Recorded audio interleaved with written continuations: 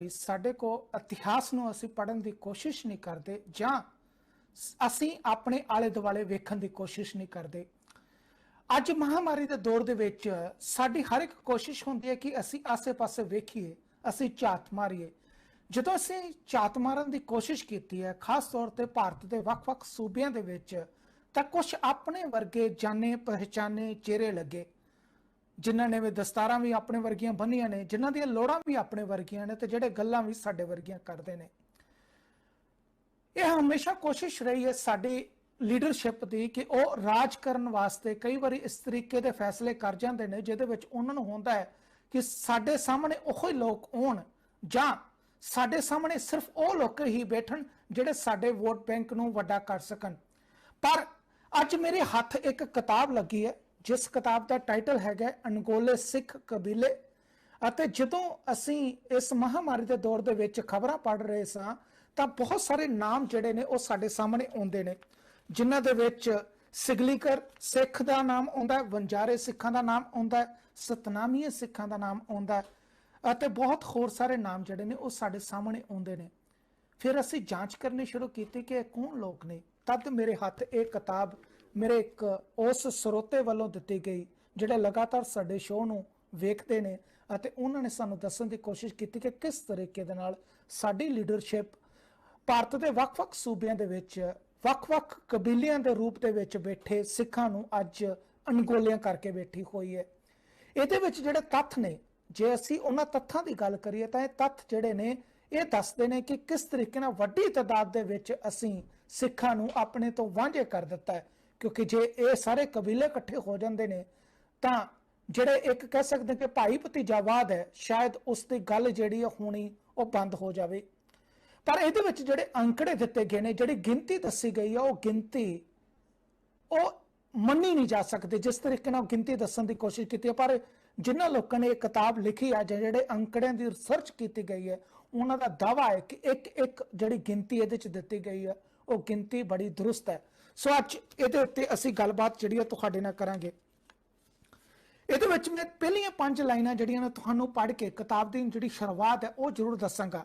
ਅੱਜ ਸਿੱਖ ਜਗਤ ਵਿੱਚ ਇਹ ਗੱਲ ਬੜੀ ਹੈਰਾਨੀ ਦੇ ਨਾਲ ਪੜ੍ਹੀ ਜਾਵੇਗੀ ਕਿ ਹਿੰਦੁਸਤਾਨ ਦੇ ਵਿੱਚ 4 ਕਰੋੜ ਸਿਗਲੀਕਰ, 5 ਕਰੋੜ ਵਣਜਾਰੇ ਸਿੱਖ ਅਤੇ 1 ਕਰੋੜ ਸਤਨਾਮੀਏ ਸਿੱਖ ਹਨ ਜੋ ਗਰੀਬੀ ਰੇਖਾ ਤੋਂ ਹੇਠਾਂ ਜੀਵਨ ਗੁਜ਼ਾਰ ਰਹੇ ਹਨ।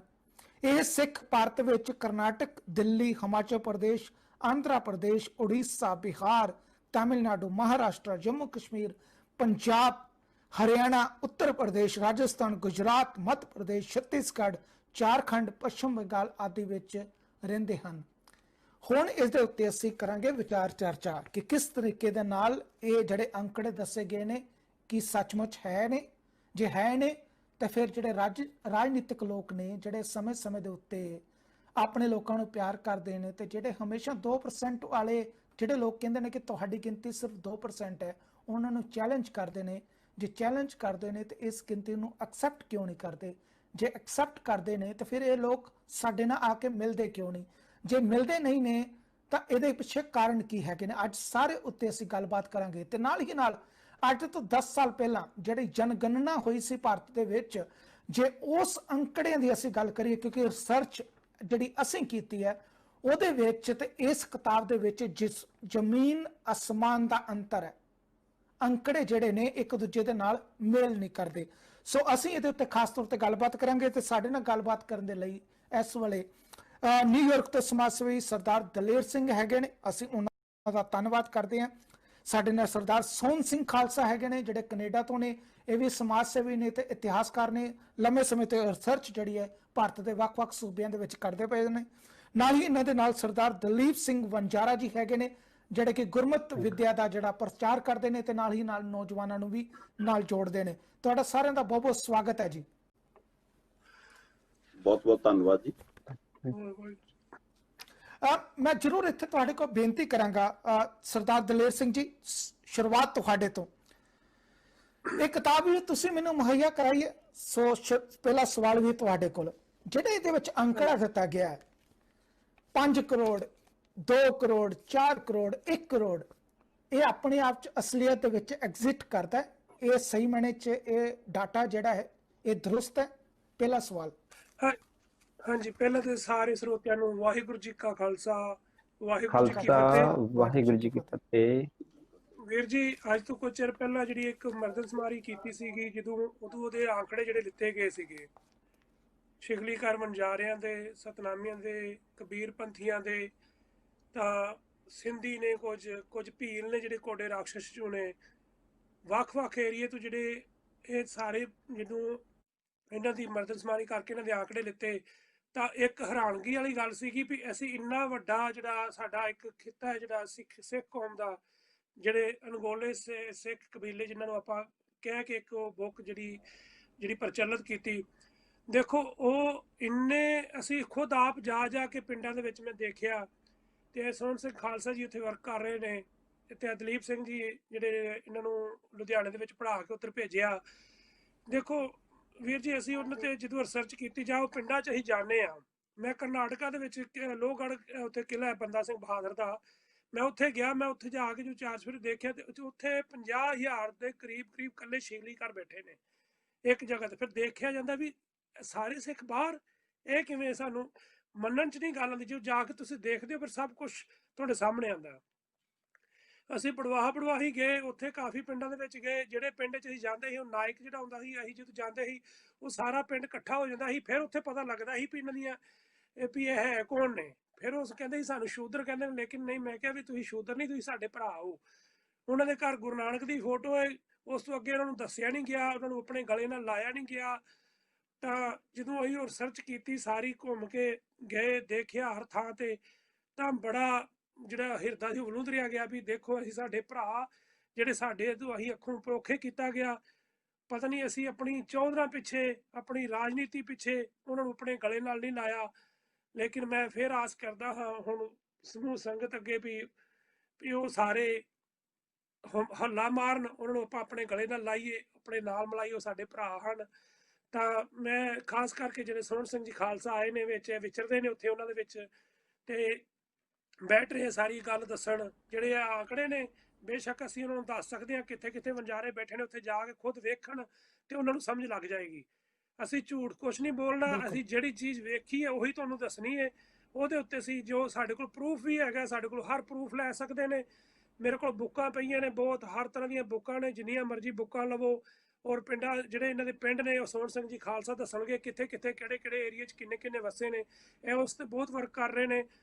ਤਾਂ ਅਸੀਂ ਵੀ ਜਾਣਦੇ ਹਾਂ, ਅਸੀਂ ਉੱਥੇ ਜਾ ਕੇ ਇਹਨਾਂ ਦੇ ਉੱਤੇ ਹੀ ਵਰਕ ਕਰ ਰਹੇ। ਸਾਨੂੰ 20 ਸਾਲ ਤੋਂ ਉੱਪਰ ਹੋ ਗਿਆ ਇਸ ਕੰਮ 'ਚ ਲੱਗੇ ਨੂੰ। ਤਾਂ ਮੈਂ ਬੇਨਤੀ ਕਰਦਾ ਹਾਂ ਵੀ ਹੁਣ ਅੱਗੋਂ ਤੁਸੀਂ ਜਿਹੜਾ ਸੋਹਣ ਸਿੰਘ ਜੀ ਖਾਲਸਾ, ਉਹ ਸਾਰੇ ਇਸ ਬਾਰੇ ਚਾਨਣਾ ਪਾਉਣਗੇ। ਸਰਦਾਰ ਸੋਹਣ ਸਿੰਘ ਖਾਲਸਾ ਜੀ, ਮੇਰਾ ਜਿਸ ਤਰੀਕੇ ਨਾਲ ਮੈਂ ਤੁਹਾਡੇ ਨਾਲ ਡਾਟਾ ਸਾਂਝਾ ਕੀਤਾ ਸੀ ਕਿ ਆਮ ਲੋਕ ਤੇ ਸਰਕਾਰਾਂ ਉਸ ਡਾਟੇ ਨੂੰ ਮੰਨਦੀਆਂ ਨੇ ਜਿਹੜਾ ਮਰਦਮਸ਼ੁਮਾਰੀ ਦੇ ਵਿੱਚੋਂ ਡਾਟਾ ਹੁੰਦਾ। ਉਹਦੇ ਵਿੱਚ ਅਗਰ ਅਸੀਂ ਡਾਟੇ ਦੇ ਉੱਤੇ ਧਿਆਨ ਦਿੰਦੇ ਹਾਂ ਤੇ ਪਰਸੈਂਟੇਜ ਜਿਹੜੀ ਹੈ 2% ਤੋਂ ਘੱਟ ਬਣਦੀ ਹੈ। ਪਰ ਪਿਛਲੇ ਦਿਨਾਂ ਦੇ ਵਿੱਚ ਜਿਸ ਤਰੀਕੇ ਨਾਲ ਤੁਸੀਂ ਕਲੇਮ ਕਰ ਰਹੇ ਹੋ ਕਿ ਤੁਸੀਂ ਜਾ ਕੇ ਵੱਖ-ਵੱਖ ਜਗ੍ਹਾ ਦੇ ਉੱਤੇ ਰਿਸਰਚ ਕੀਤੀ ਹੈ, ਪਰ ਤੁਹਾਡੇ ਵੱਲੋਂ ਸਿਰਫ ਇੱਕ ਅੰਕੜਾ ਦਿੱਤਾ ਗਿਆ ਕਰੋੜਾਂ ਦੇ ਵਿੱਚ, 1 ਕਰੋੜ 2 ਕਰੋੜ 5 ਕਰੋੜ 3 ਕਰੋੜ, ਪਰ ਉਹਦੇ ਨਾਲ ਜਿਹੜਾ ਲੋੜੀਂਦਾ ਡਾਟਾ ਹੈਗਾ ਉਹ ਨਹੀਂ ਹੈਗਾ ਕਿ ਕਿੱਥੇ ਕਿੱਥੇ ਕਿਹੜਾ ਪਰਿਵਾਰ ਕਿੰਨੀ ਜਗ੍ਹਾ ਦੇ ਉੱਤੇ ਕਿੰਨਾ ਹਾਲਾਤਾਂ ਦੇ ਵਿੱਚ ਰਹਿੰਦੇ ਨੇ, ਉਹ ਮਿਸਿੰਗ ਹੈ। ਜਿਹਦੇ ਕਰਕੇ ਸਾਨੂੰ ਵੀ ਲੱਗਦਾ ਕਿ ਬਹੁਤ ਵੱਡਾ ਅੰਤਰ ਹੈ। ਇਹਦੇ ਉੱਤੇ ਕੀ ਕਹਿਣਾ ਚਾਹੁੰਦੇ ਹੋ ਤੁਸੀਂ? ਜਿਹੜਾ ਕਿਤਾਬ ਦਾ ਡਾਟਾ ਹੈ ਤੇ ਜਿਹੜਾ ਸਰਕਾਰੀ ਡਾਟਾ ਹੈ, ਇਹਦੇ ਵਿੱਚ ਏਡਾ ਵੱਡਾ ਫਰਕ ਕਿਉਂ ਹੈ? ਮਨੀਸ਼ੀ, ਜਿਹੜਾ ਡਾਟਾ ਤੁਹਾਡੇ ਕੋਲ ਅਣਗੌਲੇ ਸਿੱਖ ਕਬੀਲਿਆਂ ਬਾਰੇ ਹੈਗਾ, ਇਹ ਰਿਪੋਰਟ ਅਸਲ 'ਚ ਗੋਪੀਨਾਥ ਮੁੰਡੇ ਨੇ, ਜਿਹੜਾ ਡਿਪਟੀ CM ਸੀ ਉਸ ਸਮੇਂ ਮਹਾਰਾਸ਼ਟਰ ਦਾ, ਉਹਨੇ ਅਟਲ ਬਿਹਾਰੀ ਵਾਜਪਾਈ ਨੂੰ ਇਹ ਰਿਪੋਰਟ ਦਿੱਤੀ ਸੀ। ਸਾਡੇ ਕੋਲ ਉਹ ਸਿੱਖ ਮੌਜੂਦ ਨੇ ਜਿਨ੍ਹਾਂ ਦੀ ਹਾਜ਼ਰੀ ਦੇ ਵਿੱਚ ਇਹ ਸਾਰਾ ਡਾਟਾ ਪਬਲਿਕਲੀ ਅਨਾਉਂਸ ਕੀਤਾ ਗਿਆ ਸੀ। ਇਹ ਸਰਕਾਰਾਂ ਜਿਹੜੀਆਂ ਨੇ ਉਹ ਦਿਆਨਤਦਾਰ ਨਹੀਂ ਹਨ ਸਿੱਖਾਂ ਦੇ ਪ੍ਰਤੀ। ਅਜੇ ਤੱਕ ਵੀ ਮੈਂ ਇਹ ਦੇਖਿਆ ਜਾ ਕੇ ਕਿ ਬਹੁਤ ਸਾਰੇ ਸੂਬਿਆਂ ਦੇ ਵਿੱਚ ਜਿੱਥੇ ਕਾਸਟ ਦਾ, ਜਿੱਥੇ ਧਰਮ ਦਾ ਕਾਲਮ ਆਉਂਦਾ, ਉੱਥੇ ਸਿੱਖ ਕਬੀਲਿਆਂ ਨੂੰ ਬਤੌਰ ਹਿੰਦੂ ਹੀ ਲਿਖਿਆ ਜਾ ਰਿਹਾ, ਜਦ ਕਿ ਉਹ ਗੁਰੂ ਨਾਨਕ ਨਾਮ ਲੇਵਾ ਨੇ, ਗੁਰੂ ਨਾਨਕ ਨੂੰ ਮੰਨਣ ਵਾਲੇ ਨੇ। ਖਾਸ ਕਰਕੇ ਮੈਂ ਆਪ ਜੀ ਨੂੰ ਦੱਸ ਦੇਵਾਂ ਕਿ ਜਿਹੜੇ ਸਿੰਧੀ ਵੀਰ ਨੇ, ਉਹਨਾਂ ਨੂੰ ਤੇ ਇਹ ਹਰ ਹਾਲਤ ਵਿੱਚ ਜਿਹੜੇ ਨੇ ਕਦੀ ਵੀ ਸਿੱਖ ਲਿਖਦੇ ਹੀ ਨਹੀਂ ਹੈ, ਜਦ ਕਿ ਉਹ ਹਿੰਦੂਆਂ ਵਾਲਾ ਕੋਈ ਰੀਤੀ ਰਿਵਾਜ ਨਹੀਂ ਕਰਦੇ। ਉਹ ਸਿਰਫ ਔਰ ਸਿਰਫ ਗੁਰੂ ਨਾਨਕ ਨਾਮ ਲੇਵਾ ਸੰਗਤਾਂ ਨੇ। ਇਦਾਂ ਹੀ ਬਣਜਾਰੇ ਪਰਿਵਾਰਾਂ ਦੀ ਮੈਂ ਤੁਹਾਨੂੰ ਗੱਲ ਦੱਸ ਦਵਾਂ, ਤੁਸੀਂ ਸੁਣ ਕੇ ਹੈਰਾਨ ਹੋ ਜਾਓਗੇ। ਦਲੀਪ ਸਿੰਘ ਜੀ ਵੀ ਮੱਧ ਪ੍ਰਦੇਸ਼ ਤੋਂ ਨੇ। ਸਾਡੇ ਕੋਲ 60 ਲੱਖ ਤੋਂ ਜ਼ਿਆਦਾ ਬਣਜਾਰੇ ਕੱਲੇ ਮੱਧ ਪ੍ਰਦੇਸ਼ ਦੇ ਅੰਦਰ ਨੇ। ਇਹ ਜਿਹੜਾ ਡਾਟਾ ਤੁਸੀਂ ਕਿਤਾਬ ਵਿੱਚ ਪੜ੍ਹਿਆ, ਅਸਲ ਦੇ ਵਿੱਚ ਇਹ ਵੀ ਘੱਟ ਆ। ਜਿਹੜੀ ਸਿੱਖਾਂ ਦੀ ਗਿਣਤੀ ਅਗਰ 2 ਕਰੋੜ ਪੰਜਾਬ ਦੇ ਅੰਦਰ ਹੈ ਤੇ 12 ਕਰੋੜ ਤੋਂ ਜ਼ਿਆਦਾ ਪੰਜਾਬ ਤੋਂ ਬਾਹਰ ਹੈ। ਕੱਲੇ ਇੰਡੀਆ ਦੇ ਅੰਦਰ ਸਿੱਖਾਂ ਦੀ ਗਿਣਤੀ ਜਿਹੜੀ, ਇਹ ਅੰਕੜੇ ਮੇਰੇ ਨਹੀਂ ਹਨ, ਇਹ ਗੋਪੀਨਾਥ ਮੁੰਡੇ ਨੇ ਜਿਹੜੇ ਬਹੁਤ ਸਾਲ ਪਹਿਲਾਂ ਅਟਲ ਬਿਹਾਰੀ ਵਾਜਪੇਈ ਨੂੰ ਸੌਂਪੇ ਸੀ, ਉਹਦੇ ਮੁਤਾਬਕ ਹੈ। ਅਸੀਂ ਜਦੋਂ ਵਿਚਰੇ ਆ, ਅਸੀਂ ਹੁਣ ਵੀ ਮਾਰਚ ਦੇ ਵਿੱਚ ਵੀ ਸਮਾਗਮ ਕੀਤਾ, ਗਿਆਨੀ ਦਲੀਪ ਸਿੰਘ ਮੇਰੇ ਨਾਲ ਸੀ। ਸ਼ਾਲਪੀ ਦੇ ਵਿੱਚ, ਖੰਡਵਾ ਜ਼ਿਲ੍ਹੇ ਦੇ ਵਿੱਚ ਅਸੀਂ ਜਿਹੜਾ ਸਮਾਗਮ ਕੀਤਾ, ਸਾਡੇ ਕੋਲ ਜਿਹੜੇ ਸਿੱਖ ਇਕੱਤਰ ਹੋਏ ਆ ਉਹ 48 ਪਿੰਡਾਂ ਦੇ ਆਏ ਸੀ। ਅਜੇ ਬਹੁਤ ਸਾਰੀਆਂ ਜਗ੍ਹਾ ਤੇ ਇਹੋ ਜਿਹੀਆਂ ਵੀ ਹੈਗੀਆਂ ਨੇ ਜਿੱਥੇ ਤੱਕ ਅਸੀਂ ਪਹੁੰਚ ਹੀ ਨਹੀਂ ਪਾਏ। ਇਹ ਤੇ ਦੂਰ ਦੀ ਗੱਲ ਹੈ। ਸਗੋਂ ਜਿਹੜੀ ਮੇਰੀ ਫਿਕਰਮੰਦੀ ਹੈ, ਬਹੁਤ ਸਾਰੇ ਵਣਜਾਰੇ ਵੀਰ ਜਿਹੜੇ ਕਰਨਾਟਕਾ ਦੇ ਅੰਦਰ ਰਹਿੰਦੇ ਨੇ, ਵੱਡੀ ਗਿਣਤੀ ਦੇ ਵਿੱਚ ਉਹਨਾਂ ਦਾ ਧਰਮ ਪਰਿਵਰਤਨ ਵੀ ਉਹਨਾਂ ਨੂੰ ਲਾਲਚ ਦੇ ਦੇ ਕੇ ਕਰਵਾਇਆ ਜਾ ਰਿਹਾ। ਮੈਂ ਇੱਥੇ ਤੁਹਾਡੇ ਚਰਨਾਂ 'ਚ ਸਾਰਿਆਂ ਦੇ ਬੇਨਤੀ ਕਰੂੰਗਾ, ਜਿੰਨੇ ਸਰੋਤੇ ਵੀ ਨੇ, ਕਿ ਸਿੱਖਾਂ ਦੀ ਗਿਣਤੀ ਬਹੁਤ ਜ਼ਿਆਦਾ ਆ ਔਰ ਬਣਜਾਰੇ ਵੀਰਾਂ ਦਾ ਤੇ ਸਿਕਲੀਗਰ ਵੀਰਾਂ ਦਾ ਕੁਰਬਾਨੀਆਂ ਵੀ ਬਹੁਤ ਜ਼ਿਆਦਾ ਨੇ। ਇਹ ਸ਼ਹੀਦ ਵੀ ਬੜੇ ਹੋਏ ਨੇ, ਚਾਹੇ ਉਹਨਾਂ ਨੂੰ ਨਹੀਂ ਪਤਾ, ਲੇਕਿਨ ਇਤਿਹਾਸ ਦੇ ਪੰਨਿਆਂ ਉੱਤੇ ਇਹ ਉਕਰਿਆ ਹੋਇਆ ਕਿ ਅੱਜ ਸਿਕਲੀਗਰ, ਬਣਜਾਰੇ, ਕਬੀਰਪੰਥੀ ਤੇ ਸਿੰਧੀ ਸਾਨੂੰ ਆਵਾਜ਼ਾਂ ਮਾਰਦੇ ਨੇ ਕਿ ਅਸੀਂ ਵੀ ਤੁਹਾਡੇ ਨਾਲ ਦੇ ਹੀ ਹਾਂ, ਅਸੀਂ ਵੀ ਤੇ ਗੁਰੂ ਨਾਨਕ ਦਾ ਨਾਮ ਲੈਂਦੇ ਹਾਂ, ਅਸੀਂ ਵੀ ਤੇ ਗੁਰੂ ਗ੍ਰੰਥ ਸਾਹਿਬ ਸੱਚੇ ਪਾਤਸ਼ਾਹ ਜੀ ਮਹਾਰਾਜ ਜੀ ਨੂੰ ਮੰਨਦੇ ਹਾਂ। ਆਓ ਸਾਨੂੰ ਆਪਣੇ ਗਲ ਨਾਲ ਡਾਓ। ਪੰਜਾਬ ਦੀ ਸਿਆਸਤ ਤੋਂ, ਪੰਜਾਬ ਦੀ ਲੀਡਰਸ਼ਿਪ ਜੇ ਬਾਹਰ ਨਿਕਲੇ ਤਾਂ ਹੀ ਤੇ ਇਹਨਾਂ ਦੀ ਗੱਲ ਕਰੇ। ਮੈਨੂੰ ਤੇ ਬੜੇ ਦੁੱਖ ਨਾਲ ਕਹਿਣਾ ਪੈਂਦਾ ਕਿ ਅਸੀਂ SGPC ਨੂੰ, ਹੋਰ ਸੰਸਥਾਵਾਂ ਨੂੰ ਅਪਰੋਚ ਵੀ ਕਰਦੇ ਹਾਂ, ਉਹਨਾਂ ਦੇ ਸਾਹਮਣੇ ਅੰਕੜੇ ਵੀ ਰੱਖਦੇ ਹਾਂ, ਉਹਨਾਂ ਨੂੰ ਜਿਹੜੇ ਨਾਇਕ ਨੇ ਉਹਨਾਂ ਦੇ ਟੈਲੀਫੋਨ ਨੰਬਰ ਵੀ ਦਿੰਨੇ ਆ। ਜਦੋਂ ਇਹਨਾਂ ਤੇ ਸਮੱਸਿਆ ਆਉਂਦੀ ਹੈ, ਅਸੀਂ, ਮੇਰੇ ਨਾਲ ਗਿਆਨੀ ਦਲੀਪ ਸਿੰਘ ਜੀ ਨੇ, ਮੱਧ ਪ੍ਰਦੇਸ਼ ਦੀ ਪੁਲਿਸ ਦੇ ਨਾਲ ਦਾਸ ਨੇ ਇੰਨੀ ਜ਼ਿਆਦਾ ਲੜਾਈ ਕੀਤੀ ਹੈ, ਇੰਨਾ ਜ਼ਿਆਦਾ ਅਸੀਂ ਸੰਘਰਸ਼ ਲੜਿਆ ਕਿ ਸਿੱਖ ਸਿਕਲੀਗਰ ਪਿੰਡਾਂ ਦੇ ਪਿੰਡਾਂ ਤੇ ਨਜਾਇਜ਼ ਕੇਸ ਬਣਾ ਦਿੱਤੇ ਜਾਂਦੇ ਨੇ, ਬਣਜਾਰਿਆਂ ਦੀ ਕੋਈ ਸੁਣਵਾਈ ਨਹੀਂ ਹੁੰਦੀ। ਤੇ ਉੱਥੇ ਅਸੀਂ ਜਦੋਂ ਇਹਨਾਂ ਸਿਰਮੌਰ ਸੰਸਥਾਵਾਂ ਤੋਂ ਮਦਦ ਮੰਗਦੇ ਆ, ਇਹ ਸਾਡਾ ਫੋਨ ਹੀ ਨਹੀਂ ਅਟੈਂਡ ਕਰਦੇ।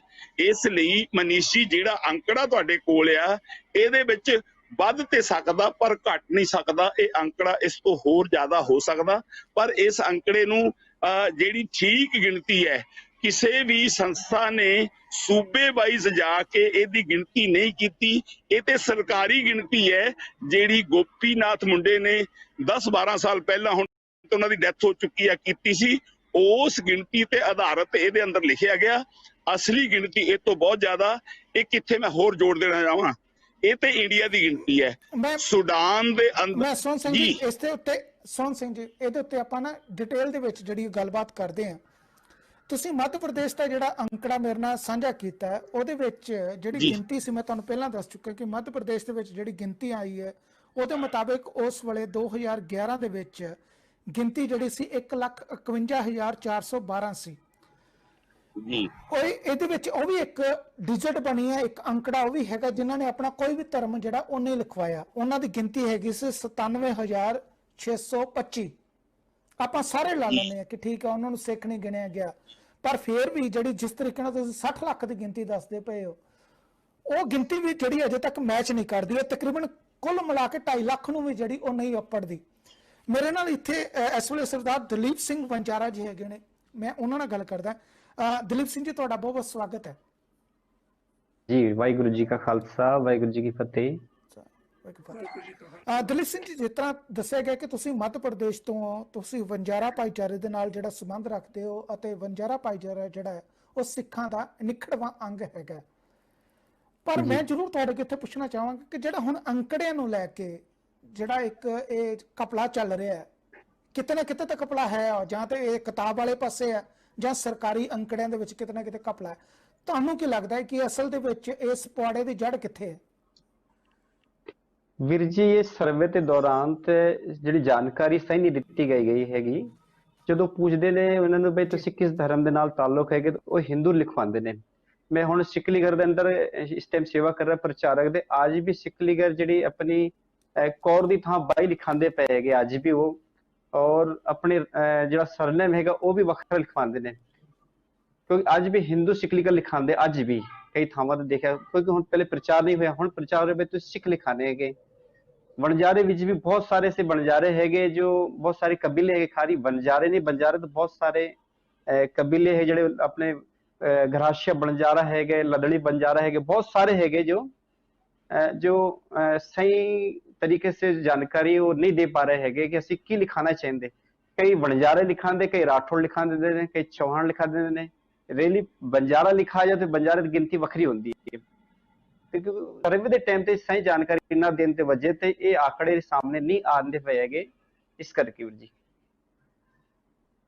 ਮੈਂ ਜ਼ਰੂਰ ਇੱਥੇ ਤੁਹਾਡੇ ਕੋਲ ਪੁੱਛਣਾ ਚਾਹਾਂਗਾ, ਪਿਛਲੇ ਦਿਨਾਂ ਦੇ ਵਿੱਚ ਖਾਸ ਤੌਰ ਤੇ ਜਨਵਰੀ 2020 ਦੀ ਆਪਾਂ ਅਗਰ ਗੱਲ ਕਰੀਏ ਤਾਂ ਉਦੋਂ ਵੀ ਮੱਧ ਪ੍ਰਦੇਸ਼ ਦੇ ਵਿੱਚ ਸਿਕਲੀਗਰ ਭਾਈਚਾਰੇ ਨੂੰ ਕਾਫੀ ਚੁਣੌਤੀਆਂ ਆਈਆਂ ਸਨ। ਉਦੋਂ ਜਿਨ੍ਹਾਂ ਦੀ ਤੁਸੀਂ ਗੱਲ ਕਰ ਰਹੇ ਹੋ ਕਿ ਜਿਨ੍ਹਾਂ ਨੇ ਸਾਨੂੰ ਅਣਗੌਲਿਆਂ ਕੀਤਾ ਹੈ, ਉਹ ਲੋਕਾਂ ਨੇ ਟਵੀਟਾਂ ਦੇ ਹੜ ਲਿਆਤਾ ਸੀ, ਉਹਨਾਂ ਨੇ ਮੀਡੀਆ ਦੇ ਵਿੱਚ ਪ੍ਰਚਾਰ ਵੀ ਬੜੇ ਕੀਤੇ ਸਨ ਕਿ ਜਿਹੜੇ ਲੋਕ ਇਸ ਘਟਨਾ ਦੇ ਨਾਲ ਜਿਨ੍ਹਾਂ ਨੂੰ ਘਰਾਂ ਤੋਂ ਕੱਢਣ ਦੀ ਕੋਸ਼ਿਸ਼ ਕੀਤੀ ਗਈ ਹੈ, ਜਿਨ੍ਹਾਂ ਦੇ ਘਰ ਤੋੜੇ ਗਏ ਨੇ, ਅਸੀਂ ਉਹਨਾਂ ਨੂੰ 50,000 ਰੁਪਏ ਦਾ ਮੁਆਵਜ਼ਾ ਵੀ ਦੇਵਾਂਗੇ, ਬਹੁਤ ਕੁਝ ਉਹਨਾਂ ਨੇ ਐਲਾਨ ਕੀਤਾ ਸੀ। ਉਹਨਾਂ ਨੇ ਆ ਕੇ ਤੁਹਾਡੀ ਉਹ ਸਹੀ ਮਾਇਨੇ 'ਚ ਮਦਦ ਵੀ ਕੀਤੀ ਹੈ ਉਹਨਾਂ ਇਲਾਕਿਆਂ ਦੇ ਵਿੱਚ, ਕਿਉਂਕਿ ਤੁਸੀਂ ਗੁਰਮਤਿ ਦਾ ਪ੍ਰਚਾਰ ਕਰਦੇ ਹੋ, ਤੁਹਾਨੂੰ ਜ਼ਰੂਰ ਉਸ ਇਲਾਕੇ ਦਾ ਪਤਾ ਹੋਊਗਾ। ਸੱਚ ਦੇ ਵਿੱਚ ਇਹ ਹਾਲਾਤਾਂ ਦੇ ਆ ਕੇ ਕਦੀ ਵੀ ਤੁਹਾਡੇ ਨਾਲ ਗੱਲਬਾਤ ਕਰਦੇ ਨੇ, ਤੁਹਾਨੂੰ ਪੁੱਛਦੇ ਨੇ?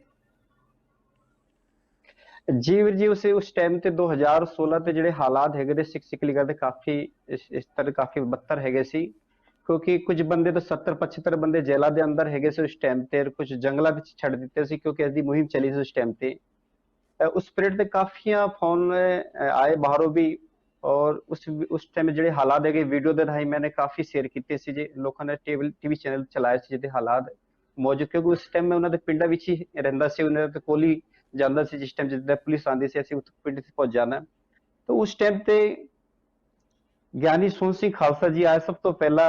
ਉਹਨਾਂ ਨੇ ਯਾਨੀ ਕਿ ਸਭ ਤੋਂ ਪਹਿਲਾਂ ਦਿੱਲੀ ਦੇ ਅੰਦਰ ਉਹਨਾਂ ਨੇ ਧਰਨਾ ਪ੍ਰਦਰਸ਼ਨ ਕੀਤਾ, ਉੱਥੇ ਜੰਤਰ ਮੰਤਰ ਤੇ ਬੈਠੇ ਉਹਨਾਂ ਨੇ ਜਿਹੜੇ ਸਿਕਲੀਗਰ ਦੇ ਜਿਹੜੇ ਹਾਲਾਤ ਹੈਗੇ ਜੋ ਜੇਲਾਂ ਦੇ ਅੰਦਰ ਹੈਗੇ ਸੀ ਕਾਫੀ। तो उस टाइम इस तरह कोई दबाव पिया एमपी ਦੀ ਗਵਰਨਮੈਂਟ ਦੇ ਅੰਦਰ, ਫਿਰ ਉਹਦੀ ਮੁਹਿੰਮ ਰੋਕੀ ਗਈ ਕਿਉਂਕਿ ਉਸ ਟਾਈਮ ਮੁਹਿੰਮ ਚਲਦੀ ਪਏਗੀ ਬਸ ਸਿਕਲੀਗਰ ਨੂੰ ਪੜੋ ਜੇਲਾਂ ਦੇ ਸੁੱਟੋ। ਇਹ ਕਾਫੀ ਚੱਲਦਾ ਪਿਆ ਸੀ ਉਸ ਟਾਈਮ ਤੇ, ਬਹੁਤ ਜ਼ਿਆਦਾ ਭਾਰੀ ਗਿਣਤੀ ਤੇ 70-75 ਬੰਦੇ ਜੇਲਾਂ ਦੇ ਅੰਦਰ ਹੈਗੇ ਸੀ। ਸਾਰੇ ਬੰਦੇ ਆਪਣੇ ਜੰਗਲਾਂ ਵਿੱਚ ਚਲੇ ਗਏ ਸੀ, ਜਿਹੜੇ ਘਰ ਨਹੀਂ ਰਹਿੰਦੇ ਕਿਉਂਕਿ ਪੁਲਿਸ ਫੜੀ ਜਾਂਦੀ ਸੀ। ਤਾਂ ਹੁਣ ਕਾਫੀ ਯਾਨੀ ਕਿ ਗੁਰੂ ਦੀ ਕਿਰਪਾ ਤੋਂ ਹੁਣ ਸੰਗਤਾਂ ਦੇ ਸਹਿਯੋਗ ਦੇ ਨਾਲ, ਸੰਸਥਾਵਾਂ ਦੇ ਸਹਿਯੋਗ ਦੇ ਨਾਲ ਹੁਣ ਕਾਫੀ ਸਿੱਖ ਸਿਕਲੀਗਰ ਦਾ ਸੁਧਾਰ ਕਾਫੀ ਬਹੁਤ ਵਧੀਆ ਆਇਆ ਇਸ ਟਾਈਮ ਤੇ। ਔਰ ਗਿਆਨੀ ਸੋਹਣ ਸਿੰਘ ਖਾਲਸਾ ਜੀ ਨੇ ਉਸ ਟਾਈਮ ਇਹਨਾਂ ਦੇ ਬੱਚਿਆਂ ਦੀ ਫੀਸ ਵੀ ਦਿੱਤੀ ਹੈਗੀ, ਹੁਣ ਵੀ ਦਿੰਦੇ ਪਏ ਹੈਗੇ, ਔਰ ਇਹਨਾਂ ਨੂੰ ਰੋਜ਼ਗਾਰ ਦਿੱਤੇ ਹੈਗੇ ਕਾਫੀ। ਇਹਨਾਂ ਨੂੰ ਪਾਣੀ ਦੇ ਟਿਊਬਵੈਲ, ਕੁਝ ਸੰਸਥਾएं ਹੈਗੀ ਇੰਗਲੈਂਡ ਦੀ, ਬ੍ਰਿਟਿਸ਼ ਦੀ ਕੌਂਸਲ, ਜਿਨ੍ਹਾਂ ਨੇ ਗੁਰਦੁਆਰੇ ਬਣਾ ਕੇ ਉਹਨਾਂ ਨੂੰ ਦਿੱਤੇ ਹੈਗੇ। ਤਾਂ ਕਾਫੀ ਇਸ ਟਾਈਮ ਤੇ ਕਾਫੀ ਸੁਧਾਰ ਹੈਗਾ ਸਿੱਖ ਸਿਕਲੀਗਰ ਦੇ, ਕਾਫੀ ਬੰਦੇ। ਬਾਕੀ ਜਿਹੜੇ ਵਣਜਾਰੇ ਸਿੱਖ ਹੈਗੇ ਸਿੱਖੀ ਕਕਾਰਾਂ ਦੀ, ਦਲੀਪ ਸਿੰਘ ਜੀ ਮੇਰਾ ਸਵਾਲ ਹੈਗਾ ਤੁਹਾਨੂੰ, ਜਿਹੜਾ ਸਿੱਖੀ ਕਕਾਰ ਤੁਸੀਂ ਧਾਰਨ ਕੀਤੇ ਨੇ, ਇਹ ਤੁਸੀਂ ਬਚਪਨ ਤੋਂ ਕੀਤੇ ਨੇ ਕਿ ਜਾਂ ਜਦੋਂ ਸਮਝ ਆਈ, ਜਦੋਂ ਤੁਸੀਂ ਆਪਣੇ ਆਪ ਨੂੰ ਸਮਝਿਆ ਕਿ ਹੋਸ਼-ਵਾਸ਼ ਦੇ ਵਿੱਚ 18 ਸਾਲ ਤੋਂ ਬਾਅਦ, ਉਦੋਂ ਜਾ ਕੇ ਤੁਸੀਂ ਇਹ ਧਾਰਨ ਕੀਤੇ ਨੇ? ਵੀਰ ਜੀ 2003 ਦੀ ਗੱਲ ਹੈਗੀ। ਉਸ ਟਾਈਮ ਸਾਨੂੰ ਅਸੀਂ ਅਰਦਾਸ ਕਰਦੇ ਸੀ ਪਿੰਡਾਂ ਵਿੱਚ, ਅਸੀਂ यानी बिल्कुल टुट्टी फुट्टी छोटी अरदास करते थे, बहुत छोटी, यानी कि पूरी अरदास नहीं कर पाते सी। बस गुरु साहब जी, गुरु नानक साहब जी दे नाम पता, सानू आगे कुछ भी नहीं पता सी मैनू। बस जदों सानू इत्थे कोई प्रचारक आया, उन्हें दस्सिया कि बई तुहाडा ये इतिहास है वणजारे दा, तुसीं कित्थे हैगे। फिर साडे अंदर साडे फादर से जी बोले यार सानू पता ही नहीं, सानू गुरु नानक साहब जी दे बारे पता आगे कुछ पता ही नहीं है। 10 गुरु साहिबान भी हुए, होर भी बड़े महान सिख हुए ने, सानू पता ही नहीं सी। खाली लखी साहब वणजारा गुरु नानक साहब जी जानते सी। पर जब सानू पता चलिया, फिर असी गुरमत ज्ञान मिशनरी कॉलेज लुधियाने गए, उत्थे कोर्स किया, नाल बच्चे भी लेके गए सी, 20 बच्चे करीब उस टाइम ते 2003 ते। गुरु की कृपा तो सरदार दिलेर सिंह जी भाई जी हैगे जो बैठे हैगे, उन्होंने भी उन्होंने बहुत सहयोग रहा उस टाइम ते। इन्हों के सहयोग के नाल असी कॉलेज तो पढ़ के हुण मध्य प्रदेश के सिख सिकलीगढ़ दी वणजारे परिवार दी रह गए। तो जिद्दां जिद्दां असी पिंडां विच प्रचार करन जांदे ने, जदों उन्होंने इतिहास के बारे दसदे ने, वो अपने आप सिक्खी वाल आंदे पे हैगे। आज मिशनरी कॉलेज, गुरमत ज्ञान मिशनरी कॉलेज 2003 ते 20 बच्चे गए सी, हुण तक 400-500 बच्चे पढ़ के आ चुके ने जो वक-वक थां ते अपनी सेवा निभा रहे हैं, क्योंकि प्रचार की सब तो बड़ी घाट हैगी। आज भी मध्य प्रदेश के कई इलाके ते गुरु ग्रंथ साहिब जी दे दर्शन नहीं होए ने। आज भी कई थावां ते गुटका नितनेम ते गुटके दे नाल लावा फेरा करदे, आज भी ऐसे इलाके हैगे मध्य प्रदेश के अंदर ਕਿਉਂਕਿ ਸਾਰੇ ਜੋ ਆਊਟ ਏਰੀਆ ਤੇ ਹੈਗੇ, ਜਿਹੜੇ ਸ਼ਹਿਰਾਂ ਦੇ ਕਰੀਬ ਹੈਗੇ, ਉਹਨਾਂ ਉੱਥੇ ਚਲੋ ਗੁਰੂ ਗ੍ਰੰਥ ਸਾਹਿਬ ਜੀ ਲਾ ਕੇ ਲਾਵਾਂ ਫੇਰਾ ਕਰਦੇ ਨੇ, ਕਈ ਥਾਵਾਂ ਤੇ ਅੱਜ ਵੀ ਨਹੀਂ ਹੁੰਦੇ ਨੇ, ਕਿਉਂਕਿ ਲੋਕਾਂ ਨੂੰ ਪਤਾ ਹੀ ਨਹੀਂ ਹੈਗਾ, ਕਿਉਂਕਿ ਉਹਨਾਂ ਨੂੰ ਸਿੱਖ ਇਤਿਹਾਸ ਦੇ ਬਾਰੇ ਕੀ ਯੋਗਦਾਨ ਹੈ ਵਣਜਾਰੇ ਦਾ, ਉਹ ਕੁਝ ਵੀ ਨਹੀਂ ਪਤਾ ਹੈਗਾ। ਕਾਫੀ ਇਲਾਕੇ ਤੇ ਅੱਜ ਵੀ ਅਧੂਰੇ ਪਏ ਹੈਗੇ, ਉੱਥੇ ਅੱਜ ਤੱਕ ਕੋਈ ਪ੍ਰਚਾਰਕ ਗਏ ਨਹੀਂ, ਨਾ ਕਿਸੇ ਕਮੇਟੀ ਤੇ ਕੋਈ ਪ੍ਰਚਾਰਕ ਗਏ ਗਏ। ਕਾਫੀ ਦੂਰ ਦੂਰ ਥਾਵਾਂ ਤੇ ਅੱਜ ਵੀ ਵਣਜਾਰੇ ਸਿੱਖਲੀ ਦਾ ਜਦੋਂ ਵੀ ਖੁਸ਼ੀ ਗਮੀ ਤੋਂ ਕੋਈ ਪ੍ਰੋਗਰਾਮ ਹੋਏ ਵਣਜਾਰੇ ਤੋਂ ਅਰਦਾਸ ਦੇ ਬਿਨਾਂ ਨਹੀਂ ਕਾਰਜ ਕਰਦੇ ਨੇ, ਅੱਜ ਵੀ ਉਹ ਕਰਦੇ ਨੇ, ਅੱਜ ਵੀ ਗੁਰੂ ਨਾਨਕ ਸਾਹਿਬ ਜੀ ਨਹੀਂ ਭੁੱਲੇ ਹੈਗੇ। ਬਿਲਕੁਲ, ਇਹ ਆਪਣੇ ਆਪ 'ਚ ਜਿਹੜਾ ਇਹ ਵੱਡਾ ਇੱਕ ਵਿਸ਼ਾ ਹੈਗਾ ਜਿਹਦੇ ਉੱਤੇ ਡਿਬੇਟ ਹੋਣੀ ਚਾਹੀਦੀ ਹੈ ਕਿ ਅਕਸਰ ਇਹਨਾਂ ਹਾਲਾਤਾਂ ਦੇ ਵਿੱਚ ਲਿਆਂਦਾ ਕਿਸ ਤਰ੍ਹਾਂ ਗਿਆ। 2007-8 ਦੇ ਵਿੱਚ ਅਗਰ ਗੱਲ ਕਰੀਏ ਤਾਂ ਬੰਦਾ ਆਪਣੀ ਹੋਸ਼ੋ ਆਵਾਸ਼ ਦੇ ਵਿੱਚ ਆਉਣ ਤੋਂ ਬਾਅਦ ਕਿਤੋਂ ਆਪਣੀ ਕੋਸ਼ਿਸ਼ ਸਦਕਾ 2-4 ਜਿਹੜੇ ਗੁਰਮਤਿ ਪ੍ਰਚਾਰ ਕਰਨ ਵਾਲੇ ਨੇ ਉਹਨਾਂ ਨੂੰ ਮਿਲਦਾ ਤੇ ਉਸ ਤੋਂ ਬਾਅਦ ਆਪਣੀ ਖੋਜ ਕਰਦਾ ਕਿ ਅਸੀਂ ਕੌਣ ਨਾ, ਕਿਹੜੇ ਅਸੀਂ ਦਰਖਤ ਤੋਂ ਟੁੱਟ ਕੇ ਕਿੱਧਰ ਨੂੰ ਗਏ ਹਾਂ, ਔਰ ਦੁਬਾਰਾ ਆਪਣੀ ਕੋਸ਼ਿਸ਼ ਕਰਦਾ ਕਿ ਅਸੀਂ ਦੁਬਾਰਾ ਜਾ ਕੇ ਜੁੜ ਜਾਈਏ। ਪਰ ਅਸਲ ਦੇ ਵਿੱਚ ਜੇ ਕੋਈ ਕੋਸ਼ਿਸ਼ ਨਾ ਕਰੇ ਤਾਂ ਉਹ ਤਾਂ ਆਪਣੇ ਆਪ ਨੂੰ ਕੁਛ ਵੀ ਲਿਖਵਾ ਸਕਦਾ ਹੈ, ਕਿਉਂਕਿ ਉਹ ਆਪਣੀ ਜੜ੍ਹਾਂ ਤੋਂ ਕੱਟਿਆ ਗਿਆ, ਆਪਣੇ ਆਪ ਨੂੰ ਉਹਨੂੰ ਪਤਾ ਹੀ ਨਹੀਂ ਹੈਗਾ ਕਿ ਅਸੀਂ ਕੌਣ ਹੈ। ਜਿਨ੍ਹਾਂ ਨੂੰ ਇਹ ਵੀ ਨਹੀਂ ਪਤਾ ਹੈਗਾ ਕਿ ਅਸੀਂ ਜਿਹੜੇ ਆਪਣੇ ਰੀਤੀ ਰਿਵਾਜ ਨੇ ਉਹ ਕਿਹੜੀ ਅਰਦਾਸ ਦੇ ਵਿੱਚ ਕਰਨਾ, ਛੋਟੀ ਅਰਦਾਸ ਕਿਹੜੀ ਹੁੰਦੀ ਹੈ, ਇਹ ਆਪਣੇ ਆਪ 'ਚ ਇੱਕ ਵੱਡਾ ਕਹਿ ਸਕਦੇ ਕਿ ਉਹ ਚੀਜ਼ ਹੈ ਜਿਹਦੇ ਉੱਤੇ ਸਾਡੇ ਅੱਜ ਦੇ ਰਾਜਨੀਤਿਕ ਲੋਕਾਂ ਨੂੰ, ਅਤੇ ਖਾਸ ਤੌਰ ਤੇ ਉਹ ਰਾਜਨੀਤਿਕ ਲੋਕ ਜਿਹੜੇ ਧਰਮ ਦੇ ਨਾਮ ਦੇ ਉੱਤੇ ਰਾਜਨੀਤੀ ਕਰਦੇ ਨੇ, ਉਹਨਾਂ ਨੂੰ ਥੋੜ੍ਹੀ ਜਿਹੀ ਇੱਕ ਚੱਪਣੀ ਲੈਣੀ ਚਾਹੀਦੀ ਹੈ। ਚੱਪਣੀ ਦੇ ਵਿੱਚ ਪਾਣੀ ਹੋਵੇ ਤਾਂ ਫਿਰ ਤੁਹਾਨੂੰ ਭਲੀ ਭਾਂਤ ਪਤਾ ਹੀ ਕਿ ਕੀ ਕਰ ਲੈਣਾ ਚਾਹੀਦਾ। ਦਲੇਰ ਸਿੰਘ ਜੀ, ਮੈਂ ਤੁਹਾਡੇ ਕੋਲ ਵਾਪਸ ਆਉਣਾ। ਜਿਸ ਤਰੀਕੇ ਨਾਲ ਆਪਾਂ ਅਗਰ ਸੈਂਸਸ ਦੀ ਗੱਲ ਕਰਦੇ ਹਾਂ 2011 ਦੇ ਸੈਂਸਸ ਦੇ ਵਿੱਚ, ਫਿਰ ਸਹੀ ਮਾਇਨੇ 'ਚ ਉਹ ਜਿਹੜਾ ਡਾਟਾ ਸੀ ਉਹ ਤਾਂ ਠੀਕ ਹੈ, ਉਸੇ ਤਰੀਕੇ ਨਾਲ ਹੋਣਾ। ਜਿਹੜੇ ਲੋਕਾਂ ਨੂੰ ਪਤਾ ਹੀ ਨਹੀਂ ਹੈਗਾ ਵੀ ਅਸੀਂ ਕਿਹੜੀ ਜੜ ਦੇ ਨਾਲੋਂ ਟੁੱਟ ਕੇ ਕਿੱਧਰ ਨੂੰ ਆਏ ਹਾਂ, ਸਾਡਾ ਦਰਖਤ ਕੀ ਸੀ, ਸਾਡਾ ਧਰਮ ਕੀ ਸੀ, ਸਾਡਾ ਵਿਰਸਾ ਕਿਸ ਤਰੀਕੇ ਨਾਲ ਸੀ, ਸਾਨੂੰ ਗਾਈਡ ਕਰਨ ਵਾਲੇ ਜਿਹੜੇ ਲੋਕ ਨੇ ਉਹ ਰਾਜਨੀਤੀ ਦੇ ਖੂਹ ਦੇ ਵਿੱਚ ਜਾ ਕੇ ਸਿਰਫ ਆਪਣੀ ਹੀ ਡੱਪਲੀ ਵਜਾਉਣ ਲੱਪੇ। ਉਹਨਾਂ ਨੇ ਸਿਰਫ ਆਪਣਾ ਹੀ ਧਿਆਨ ਦਿੱਤਾ ਕਿ ਸਾਡੀ ਰਾਜਨੀਤੀ ਕਿਸ ਤਰੀਕੇ ਨਾਲ ਬਚੇ, ਇਹਨਾਂ ਵੱਲ ਤਾਂ ਕਿਸੇ ਨੇ ਵੇਖਿਆ ਹੀ ਨਹੀਂ। ਵੀਰ ਜੀ, ਉਹੀ ਤਾਂ ਗੱਲ ਮੈਂ ਤੁਹਾਨੂੰ ਵਾਰ-ਵਾਰ ਇੱਕੋ ਗੱਲ ਕਹਿੰਦਾ ਹੈਗਾ, ਜਦੋਂ ਕੋਈ ਵੀ ਹੈਗਾ ਜਿਹੜਾ ਕੋਈ ਗਰੀਬ ਗੁਰਬਾ ਹੁੰਦਾ ਹੈ ਨਾ, ਜਦੋਂ ਉਹਨੂੰ ਦਬਾਇਆ ਜਾਂਦਾ ਹੈਗਾ, ਸਰਕਾਰਾਂ ਉਹਨਾਂ ਨੂੰ ਦਬਾਉਂਦੀਆਂ ਨੇ, ਜਿਹੜੀ ਘੱਟ ਗਿਣਤੀ ਹੁੰਦੀ ਉਹਨੂੰ ਦਬਾਇਆ ਜਾਂਦਾ ਹੈ। ਦਬਾ ਕੇ ਕੁਝ ਜਿਹੜੇ ਏਰੀਏ ਨੇ, ਹੁਣ ਮੰਨ ਲਓ ਇੱਕ ਪਿੰਡ ਦੇ ਵਿੱਚ 10-20 ਘਰ ਹੈਗੇ ਨੇ, ਉਹਨਾਂ ਨੂੰ ਜੇ ਉਹਨਾਂ ਨੂੰ ਆਪਣੇ ਗੁਲਾਮ ਕਰਕੇ ਰੱਖਣਾ, ਉਹਨਾਂ ਨੂੰ ਦਬਾਉਣਾ, ਤੇ ਫਿਰ ਉਹ ਅਖੀਰ ਨੂੰ ਉਹਨਾਂ ਨੇ ਆਪਣੇ ਆਪ ਹੀ ਬਦਲ ਕੇ ਜੋ ਉਹਨਾਂ ਨੇ ਕਹਿਣਾ ਉਹੀ ਉਹਨਾਂ ਲਿਖਾ ਦੇਣਾ। ਸਰਪੰਚ ਪੰਚ ਜਿਹੜੇ ਵੀ ਹੈਗੇ ਨੇ ਸਾਰਾ ਕੁਝ ਉਹਨੂੰ ਲਿਖਾ ਦੇਣਾ। ਜੇਕਰ ਅਸੀਂ ਕੇਅਰ ਨਹੀਂ ਕਰਨੀ ਸਾਡੇ ਨਾਲ ਇਵੇਂ ਹੋਣਾ। ਸਾਨੂੰ ਮਾਰ ਕਾਹਤੋਂ ਪੈ ਰਹੀ ਸਿੱਖ ਇਤਿਹਾਸ ਦੇ ਵਿੱਚ? ਸਿੱਖਾਂ ਨੂੰ ਮਾਰ ਕਿਹੜੀ ਗੱਲ ਪੈ ਰਹੀ? ਅਸੀਂ ਲੜਾਈਆਂ ਲੜਨ ਨੂੰ ਤੇ ਤਗੜੇ ਹਾਂ, ਲੇਕਿਨ ਉਹਨਾਂ ਨੂੰ ਗਲੇ ਨਾਲ ਲਾ ਕੇ ਰਾਜੀ ਨਹੀਂ। ਲੇਕਿਨ ਉਹ ਜਿਹੜੀਆਂ ਚੀਜ਼ਾਂ ਨੇ ਉਹ ਸਾਰਾ ਕੁਝ ਹੀ ਦਬਾ ਕੇ ਸਾਰਾ ਕੁਝ ਚੇਂਜ ਕੀਤਾ ਜਾਂਦਾ, ਸਭ ਕੁਝ ਹੋ ਰਿਹਾ ਔਰ ਵੱਡੇ ਪੱਧਰ ਤੇ ਹੋ ਰਿਹਾ ਹੈ। ਤੇ ਜੇਕਰ ਅਸੀਂ ਅੱਜ ਤੱਕ ਵੀ ਨਾ ਸੁਲਝੇ ਜਾਂ ਅੱਜ ਤੱਕ ਵੀ ਨਾ ਹੀ ਸੋਚਿਆ ਉਹਨਾਂ ਬਾਰੇ, ਤਾਂ ਅਸੀਂ ਬਹੁਤ ਵੱਡੀ ਸਾਨੂੰ ਮਾਰ ਪਵੇਗੀ। ਤਾਂ ਮੈਂ ਆਸ ਕਰਦਾ ਵੀ ਅਸੀਂ ਸਾਰੇ ਫਿਰ ਭੁੱਲ ਕੇ, ਯਾਨੀ ਕਿ ਜਿਹੜੇ ਭੁੱਲੇ ਆ ਰਸਤੇ ਤੋਂ ਸਿੱਧੇ ਹੋਈਏ ਤੇ ਜਾ ਕੇ ਉਹਨਾਂ ਨੂੰ ਆਪਣੇ ਗਲੇ ਨਾਲ ਲਾਈਏ। ਤਾਂ ਮੈਨੂੰ ਇਸ ਤੋਂ ਉੱਪਰ ਮੈਨੂੰ ਮੈਂ ਹੁਣੀ ਨਾ YouTube ਦੇ ਉੱਤੇ ਦੇਖ ਰਿਹਾ ਸੀਗਾ, ਇੱਕ ਮੁਰਗੇ ਨੂੰ ਕੋਈ ਪੁੱਛਦਾ ਵੀ ਤੂੰ ਦੱਸ ਤੈਨੂੰ ਵੱਢਿਆ ਕਿਉਂ ਜਾਂਦਾ ਹੈ? ਉਹ ਕਹਿੰਦਾ ਮੈਨੂੰ ਤਾਂ ਵੱਢਿਆ ਜਾਂਦਾ, ਮੈਂ ਸਵੇਰੇ ਉੱਠ ਕੇ ਬਾਗ ਦੇ ਨਾ ਸੱਚ ਕਹਿਣਾ, ਉੱਠੋ ਜਾਗੋ। ਜੇ ਕਿ ਜਿਹੜਾ ਵੀ ਸੱਚ ਕਹੇਗਾ ਉਹ ਵੱਢਿਆ ਜਾਏਗਾ। ਉਹੀ ਗੱਲ ਹੋ ਰਹੀ ਹੈ, ਰਾਜਨੀਤੀ ਹੋ ਰਹੀ ਹੈ। ਜਿਹੜਾ ਕੋਈ ਸੱਚ ਬੋਲਦਾ ਉਹਨੂੰ ਦਬਾਇਆ ਜਾਂਦਾ ਹੈ, ਵੀ ਤੂੰ ਦਬਿਆ ਰਹਿ, ਤੂੰ ਕੁਛ ਨਹੀਂ ਹੁੰਦਾ, ਤੂੰ ਜ਼ਿਆਦਾ ਕਿੱਥੋਂ ਆ ਗਿਆ ਸਿਆਣਾ। ਅੱਜ ਤੱਕ ਤਾਂ ਕਿਸੇ ਨੇ ਗੱਲ ਕੀਤੀ ਨਹੀਂ। ਜੇ ਗੱਲ ਕਰਨੀ ਹੈ ਤੇ ਉਹ ਕੌੜੀ ਵੀ ਲੱਗਣੀ ਹੈ। ਇਹ ਜਿਹੜੇ ਰਾਜਨੀਤਿਕ ਬੰਦੇ ਨੇ ਉਹਨਾਂ ਤੇ ਜਾ ਕੇ ਟੁਕਣੀ ਹੈ, ਕਿਉਂਕਿ ਉਹਨਾਂ ਨੇ ਅੱਜ ਤੱਕ ਇਹ ਕੀਤਾ ਨਹੀਂ। ਇਸ ਚੀਜ਼ ਉੱਤੇ ਪਰਦਾ ਪਾਈ ਰੱਖਿਆ, ਸ਼੍ਰੋਮਣੀ ਕਮੇਟੀ ਨੇ ਪਰਦਾ ਪਾਈ ਰੱਖਿਆ, ਉਹ ਸਾਹਮਣੇ ਨਹੀਂ ਲੈ ਕੇ ਆਏ ਇਹ ਡਾਟਾ। ਉਹਨਾਂ ਨੂੰ ਲਿਆਉਣਾ ਚਾਹੀਦਾ, ਉਹਨਾਂ ਨੂੰ ਆਪਣੇ ਬੰਦਿਆਂ ਦੇ ਨਾਲ ਭੇਜ ਕੇ ਉਹਨਾਂ ਦੀ ਮਰਦਮਸ਼ੁਮਾਰੀ ਕਰਾਉਣੀ ਚਾਹੀਦੀ ਹੈ, ਘਰ ਘਰ ਜਾ ਕੇ ਪੁੱਛਣਾ ਚਾਹੀਦਾ, ਫਿਰ ਅਸਲੀ ਪਤਾ ਲੱਗਣਾ ਵੀ ਕੀ ਹੈ। ਜੀ, ਇੱਕ ਜਿਹੜੀ ਕਿਤਾਬ ਹੈਗੀ ਇਹਦੇ 'ਚ ਡਾਟਾ ਜਿਸ ਤਰੀਕੇ ਨਾਲ ਦਿੱਤਾ ਗਿਆ, ਇਹਦੇ 'ਚ ਇੱਕ ਸ਼ਬਦ ਵਰਤਿਆ ਗਿਆ ਸਥਾਨਕ ਪੰਜਾਬ, ਕਸ਼ਮੀਰ, ਹਰਿਆਣਾ, ਦਿੱਲੀ ਤੇ ਉਹਦੇ ਨਾਲ ਦੇ ਇਲਾਕੇ ਜਿਹੜੇ ਨੇ ਉਹਨਾਂ ਵਾਸਤੇ ਵਰਤਿਆ ਗਿਆ। ਸਿੱਖਲੀ ਘਰ ਜਿਹੜੇ ਨੇ, ਮੈਂ ਜ਼ਰੂਰ ਆਪਣੇ ਵਿਊਅਰਸ ਵਾਸਤੇ ਤੁਹਾਨੂੰ ਇੱਕ ਬੇਨਤੀ ਕਰਾਂਗਾ, ਜ਼ਰੂਰ ਇਹਦੇ 'ਚ ਮਾੜਾ ਜਿਹਾ ਸੰਖੇਪ ਦੇ ਨਾਲ ਦੱਸਣ ਦੀ ਕੋਸ਼ਿਸ਼ ਕਰਨਾ ਕਿ ਸਿੱਖਲੀ ਘਰ ਜਿਹੜੇ ਨੇ ਆਪਾਂ ਇਹਨਾਂ ਨੂੰ ਕਿਹੜੀ ਕੈਟਾਗਰੀ ਦੇ ਵਿੱਚ ਰੱਖਦੇ ਹਾਂ ਤੇ ਵਣਜਾਰਿਆਂ ਨੂੰ ਕਿਹੜੀ ਕੈਟਾਗਰੀ ਦੇ ਵਿੱਚ ਰੱਖਦੇ ਹਾਂ? ਇਹ ਸਵਾਲ, ਹਾਂਜੀ ਜਵਾਬ ਦਿਓ ਤੁਸੀਂ। ਇਹ ਸਵਾਲ ਮੇਰੇ ਲਈ ਹੈ ਮਨੀਸ਼ ਜੀ।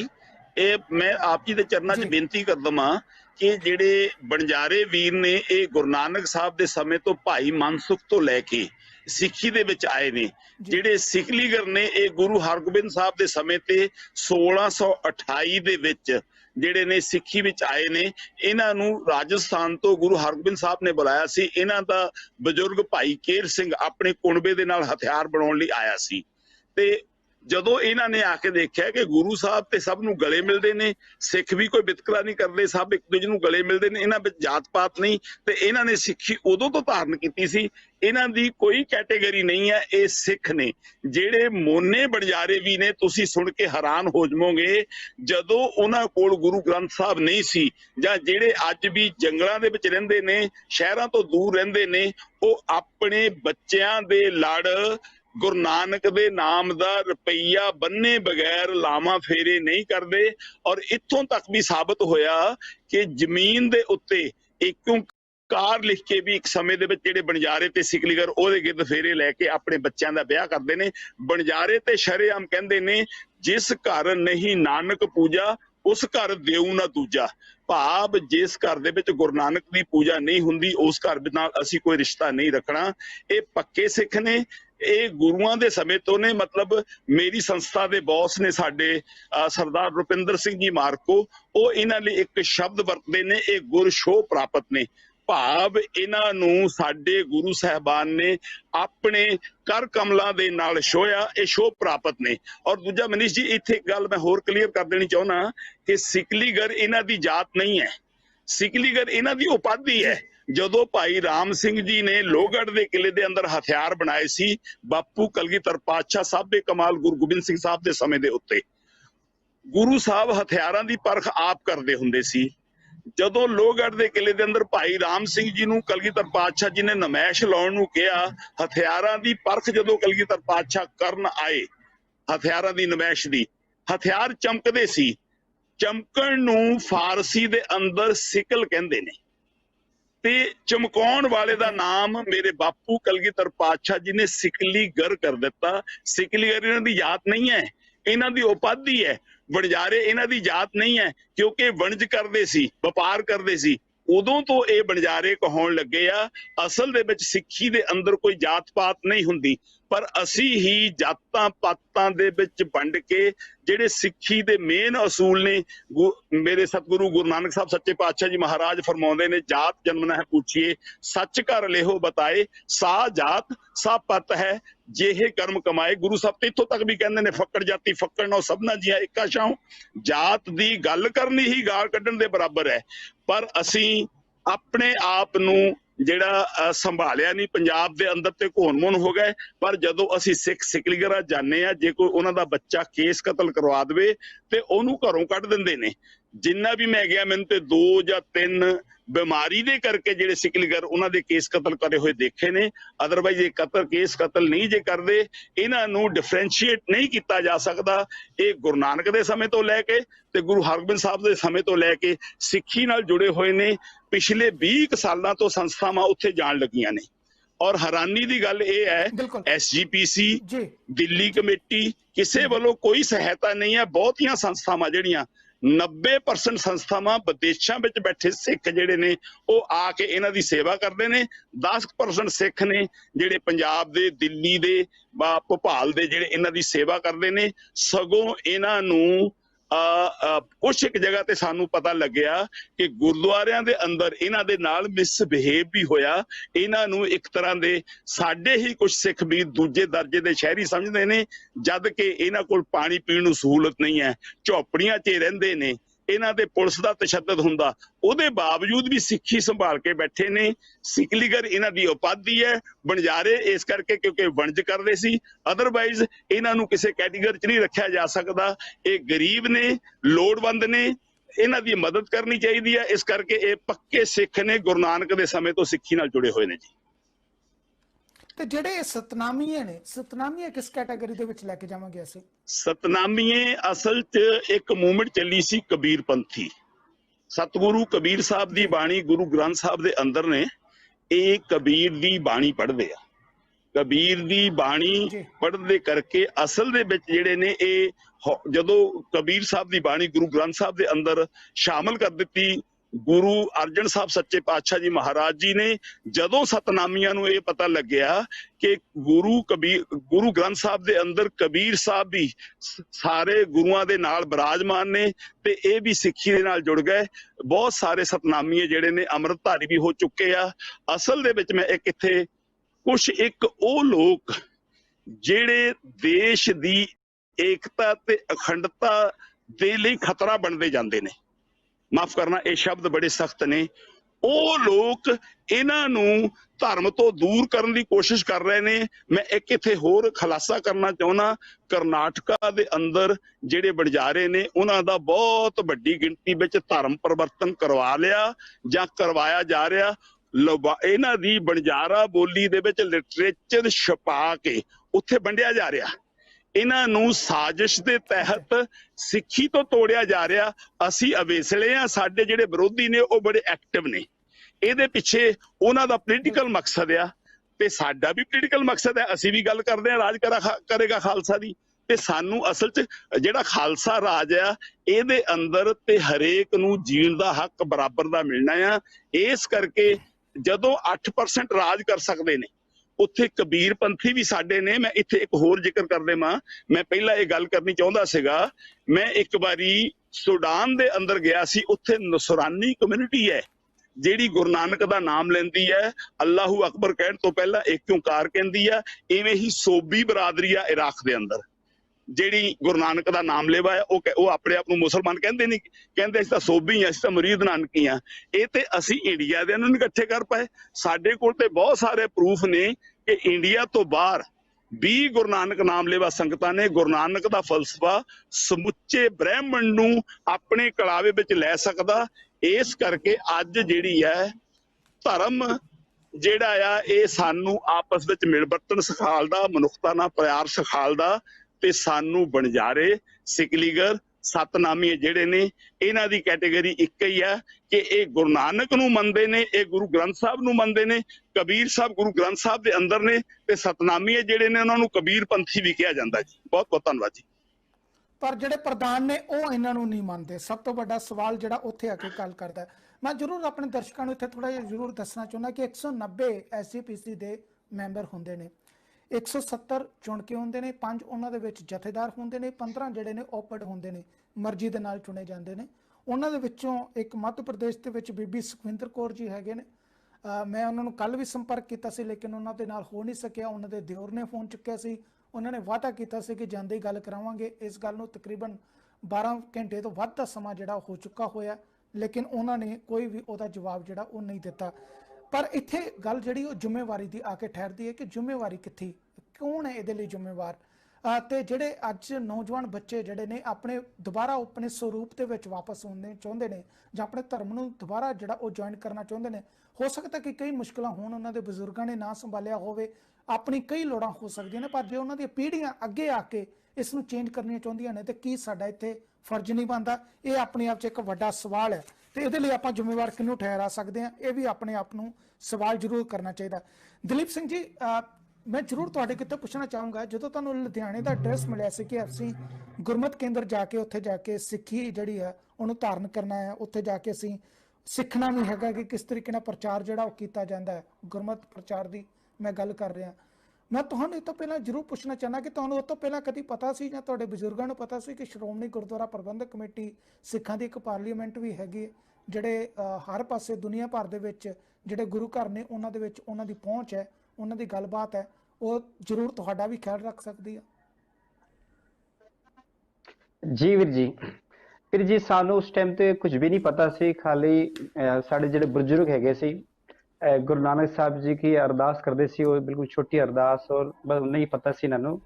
ਜਦੋਂ ਪ੍ਰਚਾਰਕ ਇੱਥੇ ਆਏ ਔਰ ਜਦੋਂ ਦੱਸਿਆ ਕਿ ਵਣਜਾਰਾ ਦਾ ਇੰਨਾ ਬੜਾ ਯੋਗਦਾਨ ਹੈ, ਇਤਨੀ ਸ਼ਹੀਦੀ ਹੈਗੀ ਉਹਨਾਂ ਦੀ, ਇੰਨੀ ਵੱਡੀ ਕੁਰਬਾਨੀ ਹੈਗੀ, ਤਾਂ ਜਦੋਂ ਸਾਨੂੰ ਪਤਾ ਚੱਲਿਆ ਤਾਂ ਮੁਕੇ ਯਾਰ ਬਹੁਤ ਵਧੀਆ ਗੱਲ ਹੈ। ਫਿਰ ਨਾਲ ਕਹਿੰਦੇ ਉੱਥੇ ਫਿਰ ਗੁਰਮਤ ਟ੍ਰੇਨਿੰਗ ਦਿੰਦੇ ਨੇ, ਨਾਲ ਪ੍ਰਚਾਰਕ ਬਣ ਕੇ ਸਿੱਖੀ ਨਾਲ ਜੋੜਦੇ ਨੇ, ਗੁਰਦੁਆਰੇ ਵੀ ਸੇਵਾ ਕਰਦੇ ਨੇ। ਫਿਰ ਮੈਂ ਇਸ ਕਰਕੇ ਫਿਰ ਮੈਂ ਉਸ ਟਾਈਮ ਤੇ 20 ਬੱਚੇ ਨੂੰ ਨਾਲ ਲੈ ਕੇ ਨਾਗਪੁਰ ਤੋਂ ਗੁਰਮਤ ਗਿਆਨ ਮਿਸ਼ਨਰੀ ਕਾਲਜ ਗਿਆ। ਜਦੋਂ ਉੱਥੇ ਪੜ੍ਹਿਆ ਮੈਂ ਅਧਿਐਨ ਕੀਤਾ ਜਦੋਂ ਹੈਰਾਨ ਹੋ ਗਿਆ ਕਿ ਵੀ ਇੰਨੀ ਵੱਡੀ ਕੁਰਬਾਨੀ 62 ਕਰੀਬ ਜਰਨਲ ਹੋਏ ਨੇ ਜਿਹੜੇ ਸਿੱਖੀ ਉਸ ਟਾਈਮ ਤੇ ਉਹਨਾਂ ਦਾ ਪੂਰੀ 150 ਦਾ ਜਦੋਂ ਕਿਤਾਬ ਮੈंने ਪੜ੍ਹਿਆ ਉੱਥੇ ਮੈਂ ਹੈਰਾਨ ਹੋ ਗਿਆ ਵੀ ਇੰਨੀ ਬੜੀ ਕੁਰਬਾਨੀ ਸਾਨੂੰ ਤਾਂ ਪਤਾ ਹੀ ਨਹੀਂ ਹੈਗਾ, ਸਾਨੂੰ ਤਾਂ ਕਿਸੇ ਨੇ ਦੱਸਿਆ ਨਹੀਂ। ਇੱਥੇ ਤਾਂ ਬਸ ਵਹੀ ਦੇਵੀ ਦੇਵਤਾ ਦੇ ਬਾਰੇ ਜਿਨ੍ਹਾਂ ਦਾ ਕੋਈ ਅਤਾ ਪਤਾ ਹੀ ਨਹੀਂ, ਉਹਨਾਂ ਦੇ ਬਾਰੇ ਲੋਕੀ ਦੱਸਦੇ ਸੀ, ਬਸ ਸਾਨੂੰ ਸਿੱਖੀ ਦੇ ਬਾਰੇ ਤਾਂ ਕੁਝ ਪਤਾ ਹੀ ਨਹੀਂ ਕਿ ਸਾਡਾ ਇਤਿਹਾਸ ਹੈ ਕਿਸੇ ਗ੍ਰੰਥ ਦੇ ਅੰਦਰ ਨਹੀਂ ਲਿਖਿਆ ਹੋਇਆ ਮਿਲਦਾ। ਗੁਰੂ ਗ੍ਰੰਥ ਸਾਹਿਬ ਜੀ ਦੇ ਅੰਦਰ ਕਈ ਵਾਰੀ ਵਣਜਾਰੇ ਦਾ ਨਾਮ ਆਇਆ, ਉਹਦੇ ਚ ਜ਼ਿਕਰ ਹੈਗਾ, ਬੜੇ ਬੜੇ ਜਰਨਲ ਹੈਗੇ, ਬਹੁਤ ਬੜਾ ਯੋਗਦਾਨ ਹੈ ਇੰਡੀਆ ਦੇ ਅੰਦਰ।